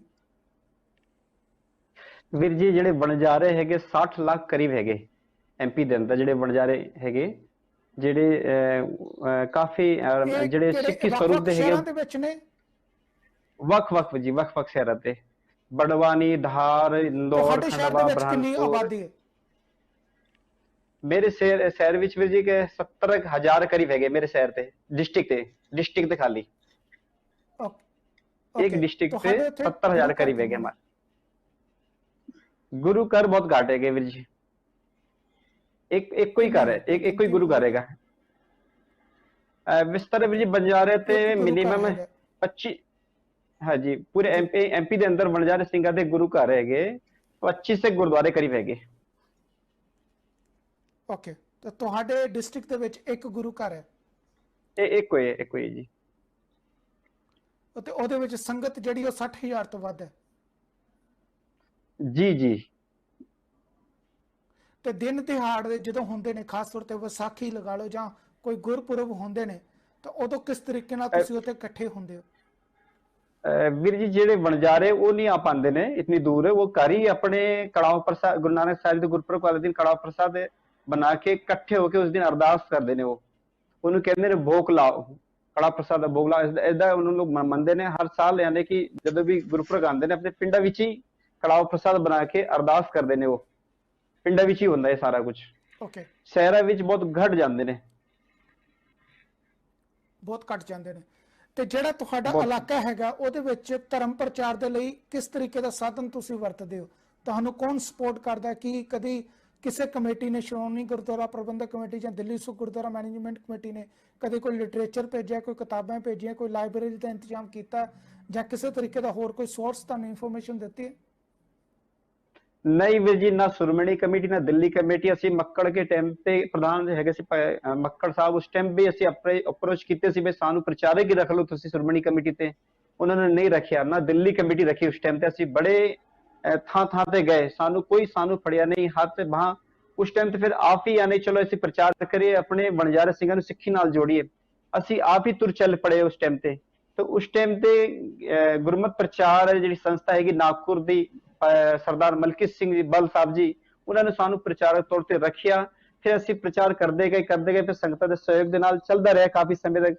ਹੁਣ ਵੀ ਗਿਆਨੀ ਸੋਹਣ ਸਿੰਘ ਖਾਲਸਾ ਦੇ ਰਾਹੀਂ ਅਸੀਂ ਸੇਵਾ ਸੰਭਾਲ ਕਰਦੇ ਪਏ ਗਏ ਐਮਪੀ ਦੇ ਅੰਦਰ ਪ੍ਰਚਾਰ ਦੀ, ਥਾਂ ਥਾਂ ਤੇ ਜਾ ਕੇ। ਬਾਕੀ ਪ੍ਰਚਾਰ ਦੀ ਬਹੁਤ ਸਖਤ ਘਾਟ ਹੈਗੀ। ਜਿਹੜੇ ਸ਼੍ਰੋਮਣੀ ਕਮੇਟੀ ਦੇ ਪ੍ਰਚਾਰਕ ਹੈ ਇਹ ਜਾਂਦੇ ਹੀ ਨਹੀਂ, ਇਹ ਪਿੰਡਾਂ ਵਿੱਚ ਜਾਂਦੇ ਨਹੀਂ, ਇਹ ਸ਼ਹਿਰਾਂ ਵਿੱਚ ਆਪਣੇ ਪ੍ਰੋਗਰਾਮ ਕੇ ਚਲੇ ਗਏ। ਕਿਉਂਕਿ ਉਹ ਯਾਨੀ ਕਿ ਈਰਖਾ ਰੱਖਦੇ ਨੇ, ਯਾਨੀ ਜਿਹੜੇ ਵਣਜਾਰੇ ਸ਼ਿਕਲੀ ਕਰੇਗੇ यानी ठीक नहीं रहंदे ने, थोड़े गंदे से रहंदे। इस तरह यानी कि उन्होंने कुछ भी इंजाम ला के खाली शहरों में प्रचार करके वापस आ जाते हैं, पिंडा में नहीं जाते। बड़ी सख्त लोड़ है इस टाइम जे प्रचार हुए तो ਲੱਖਾਂ नहीं करोड़ों की जनसंख्या सिक्खी स्वरूप ਦੇ ਆ ਸਕਦੇ ਨੇ ਵਣਜਾਰੇ ਸਿੰਘ ਅੱਜ ਵੀ। ਬਿਲਕੁਲ। ਦਲੇਰ ਸਿੰਘ ਜੀ, ਮੈਂ ਤੁਹਾਡੇ ਕਿੱਥੇ ਸਵਾਲ ਕਰਦਾ। ਦਲੇਰ ਸਿੰਘ ਜੀ, ਕਦੀ ਤੁਹਾਨੂੰ ਜਾਣਕਾਰੀ ਪਤਾ ਲੱਗੀ ਹੈ ਕਿ ਬਹੁਤ ਵੱਡਾ ਸਿੰਘ ਕੀਰਤਨ ਦਰਬਾਰ ਇਸ ਇਲਾਕੇ ਦੇ ਵਿੱਚ ਕਰਾਇਆ ਹੋਵੇ, ਬਹੁਤ ਵੱਡਾ ਕੋਈ ਪ੍ਰਬੰਧ ਕੀਤਾ ਹੋਵੇ, ਜਾਂ ਗੁਰਪੁਰਬ ਦੇ ਉੱਤੇ ਸਪੈਸ਼ਲ ਅਰੇਂਜਮੈਂਟ ਕੀਤੇ ਹੋਣ? ਕਦੇ ਇਸ ਤਰ੍ਹਾਂ ਸੁਣਿਆ ਤੁਸੀਂ ਇਸ ਇਲਾਕੇ ਦੇ ਵਿੱਚ? ਨਹੀਂ, ਇਵੇਂ ਤਾਂ ਕੋਈ ਨਹੀਂ ਸੁਣਿਆ। ਜਾਂਦੀਆਂ ਨੇ ਸੰਸਥਾਵਾਂ ਉੱਥੇ, ਜਾਂਦੀਆਂ ਨੇ ਆਪਣਾ ਆਪ ਦਿਖਾ ਕੇ, ਉਹ ਜ਼ਰੂਰ ਇਵੇਂ ਦੇ ਸੋਸ਼ਲ ਆਪਣੀ ਸ਼ੋਸ਼ਾਪਨ ਕਰਕੇ ਤੇ ਉੱਥੋਂ ਵਾਪਸ ਆ ਜਾਂਦੇ ਨੇ, ਕਰਦੇ ਨੇ ਇਕੱਠੇ। ਉਹਨਾਂ ਨੂੰ ਬੜੀ ਬੜੀਆਂ ਲਾਰੇ ਲਾ ਕੇ ਸਭ ਕੁਝ ਕਰਕੇ ਆਪਣੇ ਨਾਂ ਬਣਾਉਣ ਵਾਸਤੇ, ਆਪਣੀਆਂ ਸੰਸਥਾ ਨੂੰ ਕਾਇਮ ਕਰਨ ਵਾਸਤੇ ਉਹ ਕਰਦੇ ਨੇ ਸਾਰਾ ਕੁਝ। ਲੇਕਿਨ ਅਸੀਂ ਜਿਹੜਾ ਆਪ ਜਾ ਕੇ ਵੇਖਿਆ, ਆਪ ਵਿਚਰੇ ਆ ਉਹਦੇ ਵਿੱਚ ਜਾ ਕੇ ਵੇਖਿਆ ਜਿਹੜਾ ਕੁਛ।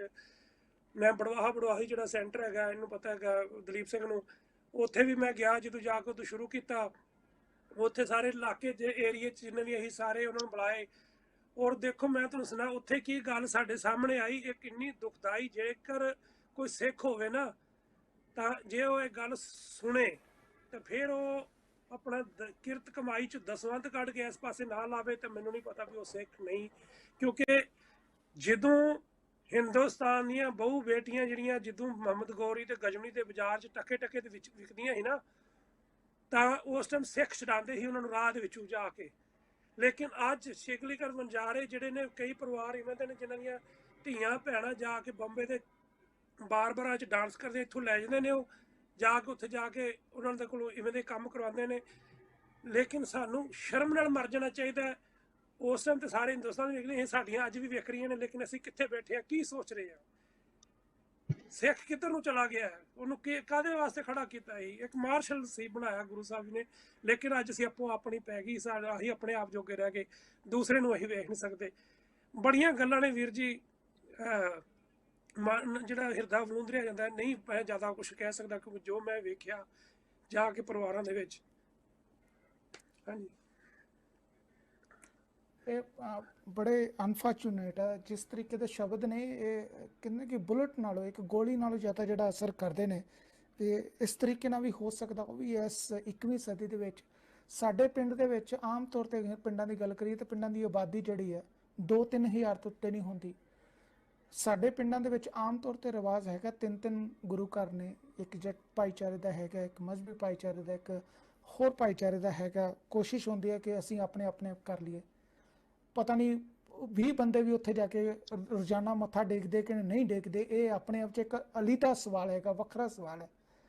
ਪਰ ਆਪਣੇ ਆਪ 'ਚ ਸੋਚ ਕੇ ਹੈਰਾਨਗੀ ਹੋਵੇ ਕਿ 60,000 ਦੀ ਆਬਾਦੀ ਹੋਵੇ ਇੱਕ ਭਾਈਚਾਰੇ ਦੀ, ਗੁਰੂ ਘਰ ਇੱਕ ਹੋਵੇ, ਪਰ ਪੈਸੇ ਦੀ ਘਾਟ, ਸਮੇਂ ਦੀ ਘਾਟ, ਧਰਮ ਦੀ ਕਿਸੇ ਤਰੀਕੇ ਨਾਲ ਪ੍ਰਚਾਰ ਦੀ ਘਾਟ, ਲੋਕ ਇਕੱਠੇ ਨਾ ਹੋਣ। ਆਪਣੇ ਆਪ 'ਚ ਸਵਾਲ ਹੈ।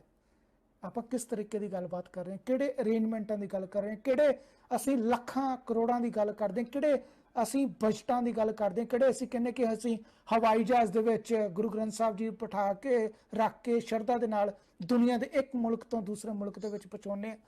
ਇਹ ਆਪਣੇ ਆਪ 'ਚ ਬਹੁਤ ਵੱਡਾ ਸਵਾਲ ਹੈ। ਇਹਦਾ ਸ਼ਾਇਦ ਅਸੀਂ ਆਪਾਂ ਜਵਾਬ ਨਹੀਂ ਦੇ ਸਕਦੇ। ਇਹ ਆਪਾਂ ਨੂੰ ਸੋਚਣਾ ਪਵੇਗਾ ਕਿ ਅਸੀਂ ਕਰ ਕੀ ਰਹੇ ਹਾਂ, ਅਸੀਂ ਕਿੰਨੇ ਕੁ ਪਾਣੀ ਦੇ ਵਿੱਚ ਖੜੇ ਹੈਗੇ ਤੇ ਅਸੀਂ ਕਿਹੜੇ ਹਾਲਾਤਾਂ ਦੇ ਨਾਲ ਆਪਣੇ ਆਪ ਨੂੰ ਨਜਿੱਠਣ ਵਾਸਤੇ ਲੋਕਾਂ ਦੇ ਸਾਹਮਣੇ ਦਿਖਾਵਾ ਕਰਦੇ ਹਾਂ ਕਿ ਅਸੀਂ ਕੀ ਕੁਛ ਕਰ ਰਹੇ ਹਾਂ, ਅਸਲ ਦੇ ਵਿੱਚ ਤਾਂ ਅਸੀਂ ਹੈ ਕਿੱਥੇ ਹਾਂ, ਸਾਡੀ ਅਸਲੀਅਤ ਕੀ ਹੈ। ਜੇ ਇਹ ਸਭ ਕੁਝ ਸੱਚ ਹੈ ਤਾਂ ਕਿਉਂਕਿ ਅਸੀਂ ਆਪਣੇ ਨਹੀਂ ਗਏ, ਅਸੀਂ ਸਟੂਡੀਓ ਦੇ ਵਿੱਚ ਬੈਠੇ ਹਾਂ, ਇਸੇ ਕਰਕੇ ਅੱਜ ਇਹਨਾਂ 3 ਗੈਸਟ ਨੂੰ ਅਸੀਂ ਸੱਦਿਆ। ਔਰ ਜਿਸ ਤਰੀਕੇ ਨਾਲ ਇਹਨਾਂ ਦੀ ਸ਼ਬਦਾਂ ਦੇ ਵਿੱਚ ਦਰਦ ਹੈ, ਜਿਸ ਤਰੀਕੇ ਨਾਲ ਆਪਣੇ ਸ਼ਬਦ ਸਾਡੇ ਸਾਹਮਣੇ ਰੱਖ ਰਹੇ ਨੇ, ਯਕੀਨ ਕਰਨਾ ਬਣਦਾ ਹੈ। ਤੇ ਜੇ ਯਕੀਨ ਕੀਤਾ ਜਾਵੇ ਤਾਂ ਆਪਣੇ ਆਪ ਨੂੰ ਸਹੀ ਮਾਇਨੇ 'ਚ ਸ਼ਰਮ ਕਰਨੀ ਵੀ ਬਣਦੀ ਹੈ ਕਿ ਅਸੀਂ ਕਿਸ ਤਰੀਕੇ ਦੇ ਹਾਲਾਤਾਂ ਦੇ ਵਿੱਚ ਹਾਂ ਅਤੇ ਕੀ ਅਸੀਂ ਗੱਲਾਂ ਕਰਦੇ ਹਾਂ। ਅੱਜ ਸਾਡੇ ਵਾਸਤੇ 1-1 ਲੱਖ ਦੀ ਕਾਰ ਜ਼ਰੂਰੀ ਹੈ, 3-3 ਲੱਖ ਰੁਪਏ ਦੇ ਚੀਫ ਸੈਕਟਰੀ ਜ਼ਰੂਰੀ ਨੇ, ਜਾਂ ਇਹਨਾਂ ਲੋਕਾਂ ਦੇ ਵਿੱਚ ਜਾ ਕੇ ਪ੍ਰਚਾਰ ਕਰਨ ਦੀ ਜ਼ਰੂਰਤ ਹੈ, ਜਾਂ ਇਹਨਾਂ ਦੀ ਮਦਦ ਕਰਨ ਦੀ ਜ਼ਰੂਰਤ ਹੈ, ਜਾਂ ਇਹਨਾਂ ਨੂੰ ਇਹ ਮੋਢੇ ਤੋਂ ਉੱਤੇ ਹੱਥ ਰੱਖ ਕੇ ਇਹ ਕਹਿਣ ਦੀ ਜ਼ਰੂਰਤ ਹੈ ਕਿ ਫਿਕਰ ਨਾ ਕਰੋ, ਅਸੀਂ ਤੁਹਾਡੇ ਵਾਸਤੇ ਹੈਗੇ, ਅਸੀਂ ਤੁਹਾਡੇ ਕੋਲ ਹਾਂ। ਸੋਹਣ ਸਿੰਘ ਜੀ, ਪ੍ਰੋਗਰਾਮ ਨੂੰ ਸਮਾਪਤ ਕਰਨਾ ਜਾਂਦੇ ਜਾਂਦੇ ਕੀ ਕਹੋਗੇ? ਮੈਂ 2 ਬੇਨਤੀਆਂ ਕਰਨੀਆਂ ਨੇ ਜੀ। ਇੱਕ ਬੇਨਤੀ ਤੇ ਇਹ ਕਰਨੀ ਹੈ ਕਿ ਅੱਜ ਪੰਜਾਬ ਦੇ ਅੰਦਰ ਜਿਹੜਾ ਖਲਾ ਪੈਦਾ ਹੋਇਆ, ਜਿਹੜੇ ਬਿਹਾਰੀ ਤੇ ਯੂਪੀ ਵਾਲੇ ਵਾਪਸ ਚਲੇ ਗਏ ਨੇ, ਸਿੱਖ ਸਿਕਲੀਗਰ ਤੇ ਬੰਜਾਰਿਆਂ ਨੂੰ ਪੰਜਾਬ ਵਿੱਚ ਲਿਆ ਕੇ ਵਸਾਉਣ ਦੇ ਲਈ ਮੇਰੇ ਨਾਲ ਜਿਹੜੇ ਮੇਰੇ ਮਿੱਤਰ ਤੁਹਾਡੇ ਨਾਲ ਬੈਠੇ ਨੇ ਸਟੂਡੀਓ ਦੇ ਅੰਦਰ, ਭਾਈ ਦਲੇਰ ਸਿੰਘ ਜੀ, ਭਾਈ ਗੁਰਮੇਸ਼ ਸਿੰਘ ਜੀ, ਹੋਰ ਬਹੁਤ ਸਾਰੀਆਂ ਸਿੱਖ ਸੰਗਤਾਂ ਆਪਣੀ ਜ਼ਮੀਨ ਜਿਹੜੀ ਆ ਉਹ ਦੇ ਰਹੀਆਂ ਨੇ ਕਿ ਬੰਜਾਰੇ ਤੇ ਸਿਕਲੀਗਰਾਂ ਨੂੰ ਪੰਜਾਬ ਵਿੱਚ ਲਿਆ ਕੇ ਸਿੱਖਾਂ ਦੀ ਗਿਣਤੀ ਵਧਾਈ ਜਾਵੇ। ਦੂਜੀ ਜਿਹੜੀ ਬੇਨਤੀ ਕਰਨੀ ਹੈ ਕਿ ਜਿਹੜਾ ਆਪਣਾ ਦਸਵੰਧ ਹੈ ਉਹ ਜ਼ਰੂਰ ਕੱਢਣਾ ਚਾਹੀਦਾ, ਉਹ ਜ਼ਿੰਮੇਵਾਰ ਵਿਅਕਤੀਆਂ ਨੂੰ ਦਿੱਤਾ ਜਾਵੇ, ਜਜ਼ਬਾਤੀ ਹੋ ਕੇ ਸਿੱਧੇ ਕਿਤੇ ਵੀ ਪੈਸੇ ਨਾ ਭੇਜੇ ਜਾਣ। ਤੀਸਰੀ ਗੱਲ ਜਿਹੜੀ ਕਰਨ ਵਾਲੀ ਹੈ ਕਿ ਅਜੇ ਵੀ ਬਹੁਤ ਵੱਡਾ ਹਿੱਸਾ ਇਹ ਆ, ਚਾਹੇ ਬਹੁਤ ਸਾਰੀਆਂ ਸੰਸਥਾਵਾਂ ਸਿੱਖ ਸਿਕਲੀਗਰ ਤੇ ਬੰਜਾਰਿਆਂ ਦੇ ਬੱਚਿਆਂ ਦੀਆਂ ਫੀਸਾਂ ਦੇ ਰਹੀਆਂ ਨੇ, ਪਰ ਅਜੇ ਵੀ ਬਹੁਤ ਸਾਰੇ ਇਹੋ ਜਿਹੇ ਬੱਚੇ ਨੇ ਜਿਹੜੇ ਸਕੂਲ ਇਸ ਕਰਕੇ ਨਹੀਂ ਜਾ ਪਾ ਰਹੇ ਕਿ ਉਹਨਾਂ ਦੇ ਕੋਲ ਫੀਸ ਦਾ ਪ੍ਰਬੰਧ ਨਹੀਂ ਹੈ, ਉਹਨਾਂ ਕੋਲ ਵਰਦੀ ਦਾ ਪ੍ਰਬੰਧ ਨਹੀਂ ਹੈ। ਜੇ ਕਿਸੇ ਕੌਮ ਦੀ ਚੜ੍ਹਦੀ ਕਲਾ ਦੇਖਣੀ ਹੋਵੇ, ਉਹਨੂੰ ਧਰਮ ਤੇ ਵਿਰਸੇ ਦੇ ਨਾਲ ਜੋੜ ਕੇ ਉਹਨੂੰ ਐਜੂਕੇਸ਼ਨ ਦੇਣੀ ਚਾਹੀਦੀ ਹੈ ਤੇ ਰੁਜ਼ਗਾਰ ਦੇ ਰਸਤੇ ਤੇ ਤੁਰਨਾ ਚਾਹੀਦਾ। ਇਸ ਕਰਕੇ ਮੇਰੀ ਸਮੁੱਚੀਆਂ ਸੰਸਾਰ ਦੀਆਂ ਆਪ ਜੀ ਦੇ ਰਾਹੀਂ ਸਿੱਖ ਸੰਗਤਾਂ ਦੇ ਚਰਨਾਂ 'ਚ ਬੇਨਤੀ ਹੈ ਕਿ ਆਪਣਾ ਦਸਵੰਧ ਉੱਥੇ ਨਾ ਦੇਵੋ ਜਿਹੜੇ ਸਿੱਖੀ ਦੀਆਂ ਜੜ੍ਹਾਂ 'ਚ ਤੇਲ ਦਿੰਦੇ ਨੇ। ਆਪਣਾ ਦਸਵੰਧ ਸੋਚ ਸਮਝ ਕੇ ਉੱਥੇ ਦੇਵੋ ਜਿੱਥੇ ਤੁਹਾਡੇ ਦਸਵੰਧ ਦੀ ਸਭ ਤੋਂ ਵੱਧ ਲੋੜ ਹੈ, ਤਾਂ ਕਿ ਆਪਾਂ ਇਕੱਠੇ ਹੋ ਕੇ ਧੰਨ ਗੁਰੂ ਨਾਨਕ ਸਾਹਿਬ ਸੱਚੇ ਪਾਤਸ਼ਾਹ ਜੀ ਮਹਾਰਾਜ, ਕਲਗੀਧਰ ਪਾਤਸ਼ਾਹ ਜੀ ਦੇ ਉਸ ਬੋਲਾਂ ਨੂੰ ਪੂਰੇ ਕਰ ਸਕੀਏ। ਰਾਜ ਕਰੇਗਾ ਖਾਲਸਾ, ਆਕੀ ਰਹਿਣਾ ਕੋਏ। ਮੈਂ ਤੁਹਾਡਾ ਸਾਰਿਆਂ ਦਾ ਦਿਲੋਂ ਧੰਨਵਾਦੀ ਹਾਂ ਜਿਨ੍ਹਾਂ ਨੇ ਅੱਜ ਸਿੱਖ ਸਿਕਲੀਗਰ ਇਸ਼ੂ ਤੇ ਬੰਜਾਰਾ ਇਸ਼ੂ ਤੇ ਲੈ ਕੇ ਮਨੀਸ਼ੀ ਤੁਸੀਂ ਪ੍ਰੋਗਰਾਮ ਲੈ ਕੇ ਆਏ ਹੋ। ਇਹਦੇ ਅੰਦਰ ਬਹੁਤ ਸਾਰੀਆਂ ਗੱਲਾਂ ਕਰਨੀਆਂ ਹਜੇ ਹੋਰ ਬਾਕੀ ਆ। ਜੇ ਕਿਤੇ ਫੇਰ ਮੌਕਾ ਲੱਗਿਆ ਤੇ ਆਪਾਂ ਇਹਨਾਂ ਦੀ ਹਿਸਟਰੀ ਤੇ ਹੋਰ ਸਾਰੇ ਜਿਹੜੇ ਪਹਿਲੂ ਨੇ ਇਹਨਾਂ ਤੇ ਵਿਚਾਰ ਕਰਨ ਵਾਲੇ। ਹਾਂ, ਇਹ ਜ਼ਰੂਰ ਬੇਨਤੀ ਕਰਨਾ ਚਾਹਾਂਗਾ ਕਿ ਜਿਨ੍ਹਾਂ ਦੇ ਮਕਾਨ ਖਾਲੀ ਪਏ ਨੇ, ਭਾਈ ਦਲੇਰ ਸਿੰਘ ਜੀ ਨਿਊਯਾਰਕ 'ਚ ਬੈਠੇ ਨੇ, ਸਾਡੇ ਕੋਲ ਹੋਰ ਸੱਜਣ ਕੈਲੀਫੋਰਨੀਆ 'ਚ ਬੈਠੇ ਨੇ, ਕੈਨੇਡਾ 'ਚ ਬੈਠੇ ਨੇ, ਜਿਹੜੇ ਵੀ ਲੋਕ ਆਪਣੀ ਜ਼ਮੀਨ ਤੇ ਆਪਣੇ ਮਕਾਨ ਡੋਨੇਟ ਕਰ ਸਕਦੇ ਨੇ, ਅਸੀਂ ਇੱਕ ਟਰਸਟ ਬਣਾ ਕੇ ਉੱਤੇ ਕੰਮ ਕਰਨਾ ਚਾਹੁੰਦੇ ਹਾਂ। ਇਹਦੀ ਪਹਿਲ ਵੀ ਜਦੋਂ ਗੁਰੂ ਨਾਨਕ ਸਾਹਿਬ ਦਾ ਗੁਰਪੁਰਬ ਦੇ ਲਈ ਦਾਸ ਗੁਰਦੁਆਰਾ ਬਾਬਾ ਮੱਖਣ ਸ਼ਾਹ ਲੁਬਾਣਾ ਜੀ ਨਿਊਯਾਰਕ ਵਿਖੇ ਆਇਆ ਸੀ, ਉਦੋਂ ਭਾਈ ਦਲੇਰ ਸਿੰਘ ਜੀ ਤੇ ਇਹਨਾਂ ਦੇ ਭਰਾ ਜਿਹੜੇ ਨੇ ਭਾਈ ਗੁਰਮੇਸ਼ ਸਿੰਘ ਜੀ, ਅਸੀਂ ਸਾਰਿਆਂ ਨੇ ਉੱਥੇ, ਸਾਨੂੰ ਕੁਝ ਸੰਗਤਾਂ ਨੇ ਜ਼ਮੀਨ ਦੇ ਦਿੱਤੀ ਸੀ। ਅਸੀਂ ਇਸ ਪ੍ਰੋਜੈਕਟ ਤੇ ਕੰਮ ਕਰਨਾ ਚਾਹੁੰਦੇ ਹਾਂ ਤੇ ਸਾਡੇ ਨਾਲ ਜਿਹੜੇ ਵੀ ਜੁੜਨਾ ਚਾਹੁੰਦੇ ਨੇ, ਆਪਾਂ ਟਰਸਟ ਬਣਾ ਕੇ ਪਾਰਦਰਸ਼ਤਾ ਦੇ ਨਾਲ ਕੰਮ ਕਰੀਏ ਤੇ ਪੰਜਾਬ ਦੇ ਅੰਦਰ ਇਹਨਾਂ ਨੂੰ ਲਿਆ ਕੇ ਵਸਾਈਏ। ਇਹੀ ਮੇਰੀ ਬੇਨਤੀ ਹੈ ਜੀ। ਬਿਲਕੁਲ ਜੀ, ਬਹੁਤ ਬਹੁਤ ਧੰਨਵਾਦ ਸੋਹਣ ਸਿੰਘ ਜੀ। ਦਲੇਰ ਸਿੰਘ ਜੀ, ਮੈਂ ਜ਼ਰੂਰ ਤੁਹਾਡੇ ਕੋਲ ਜਾਂਦੇ ਜਾਂਦੇ 30 ਸੈਕਿੰਡ ਦੇ ਵਿੱਚ ਜ਼ਰੂਰ ਮੈਨੂੰ ਇਹ ਦੱਸੋ ਕਿ ਹੁਣ ਆਉਣ ਵਾਲੇ ਦਿਨਾਂ ਦੇ ਵਿੱਚ ਤੁਹਾਡਾ ਕਿਸ ਤਰੀਕੇ ਦੀ ਤਿਆਰੀ ਹੈ ਤੇ ਕਿਸ ਤਰੀਕੇ ਨਾਲ ਤੁਸੀਂ ਅੱਗੇ ਆਪਣੇ ਕਦਮ ਵਧਾ ਰਹੇ ਹੋ?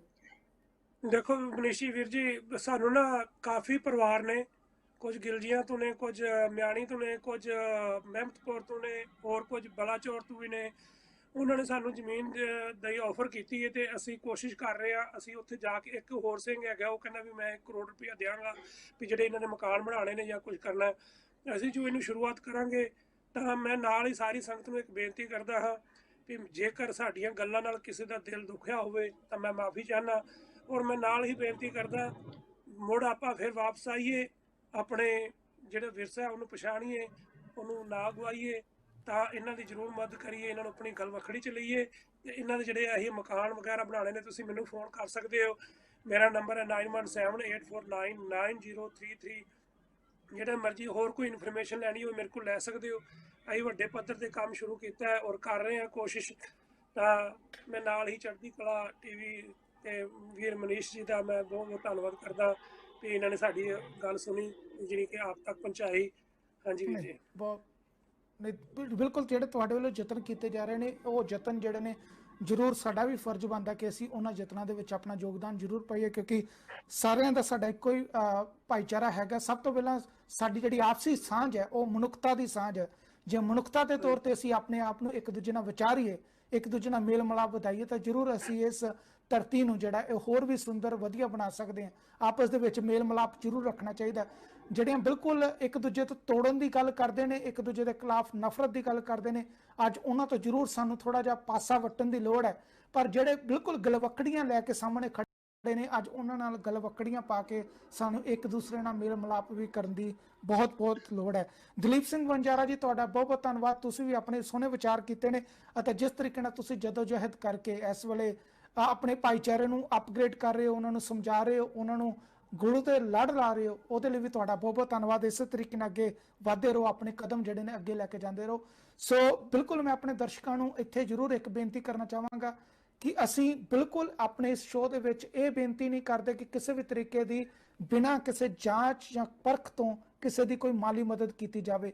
ਬਿਲਕੁਲ ਤੁਸੀਂ ਸੰਸਥਾਵਾਂ ਦੇ ਨਾਲ ਪਹਿਲਾਂ ਗੱਲਬਾਤ ਕਰੋ, ਉਹਨਾਂ ਦੇ ਨਾਲ ਆਪਣੇ ਵਿਚਾਰ ਸਾਂਝੇ ਕਰੋ ਅਤੇ ਉਸ ਤੋਂ ਬਾਅਦ ਜੇਕਰ ਤੁਹਾਨੂੰ ਲੱਗਦਾ ਕਿ ਇਹ ਸੰਸਥਾਵਾਂ ਜਿਹੜੀਆਂ ਨੇ ਬਿਲਕੁਲ ਪੁਖਤਾ ਨੇ ਅਤੇ ਸਹੀ ਮਾਇਨੇ 'ਚ ਕੰਮ ਕਰ ਰਹੀਆਂ ਨੇ, ਤਾਂ ਉਸ ਤੋਂ ਬਾਅਦ ਉਹਨਾਂ ਦੀ ਮਦਦ ਲਈ ਅੱਗੇ ਆਓ। ਪਰ ਆਓ ਜ਼ਰੂਰ, ਕਿਉਂਕਿ ਦਸਵੰਧ ਨੂੰ ਕੱਢਣਾ ਜਿਹੜਾ ਉਹ ਸਾਡੇ ਧਰਮ ਦੇ ਵਿੱਚ ਬੜਾ ਵਧੀਆ ਉਹਨੂੰ ਸੰਖੇਪ ਤਰੀਕੇ ਨਾਲ ਦੱਸਿਆ ਗਿਆ। ਸੋ ਇੱਥੇ ਤੁਹਾਡਾ ਬਹੁਤ ਬਹੁਤ ਧੰਨਵਾਦ ਜੀ। ਅਤੇ ਆਪਣੇ ਵਿਚਾਰ ਜਿਹੜੇ ਨੇ ਉਹ ਜ਼ਰੂਰ ਈਮੇਲ ਕਰ ਸਕਦੇ ਹੋ mbl@cktimetv.com ਅਤੇ info@cktimetv.com। ਕੱਲ ਫਿਰ ਦੁਬਾਰਾ ਇੱਕ ਨਵਾਂ ਪ੍ਰੋਗਰਾਮ ਲੈ ਕੇ ਹਾਜ਼ਰ ਹੋਵਾਂਗੇ। ਤਦ ਤੱਕ ਦਿਓ ਮੈਨੂੰ ਇਜਾਜ਼ਤ। ਬਹੁਤ ਬਹੁਤ ਧੰਨਵਾਦ। ਰੱਬ ਰਾਖਾ। ਸਤਿ ਸ਼੍ਰੀ ਅਕਾਲ ਜੀਓ।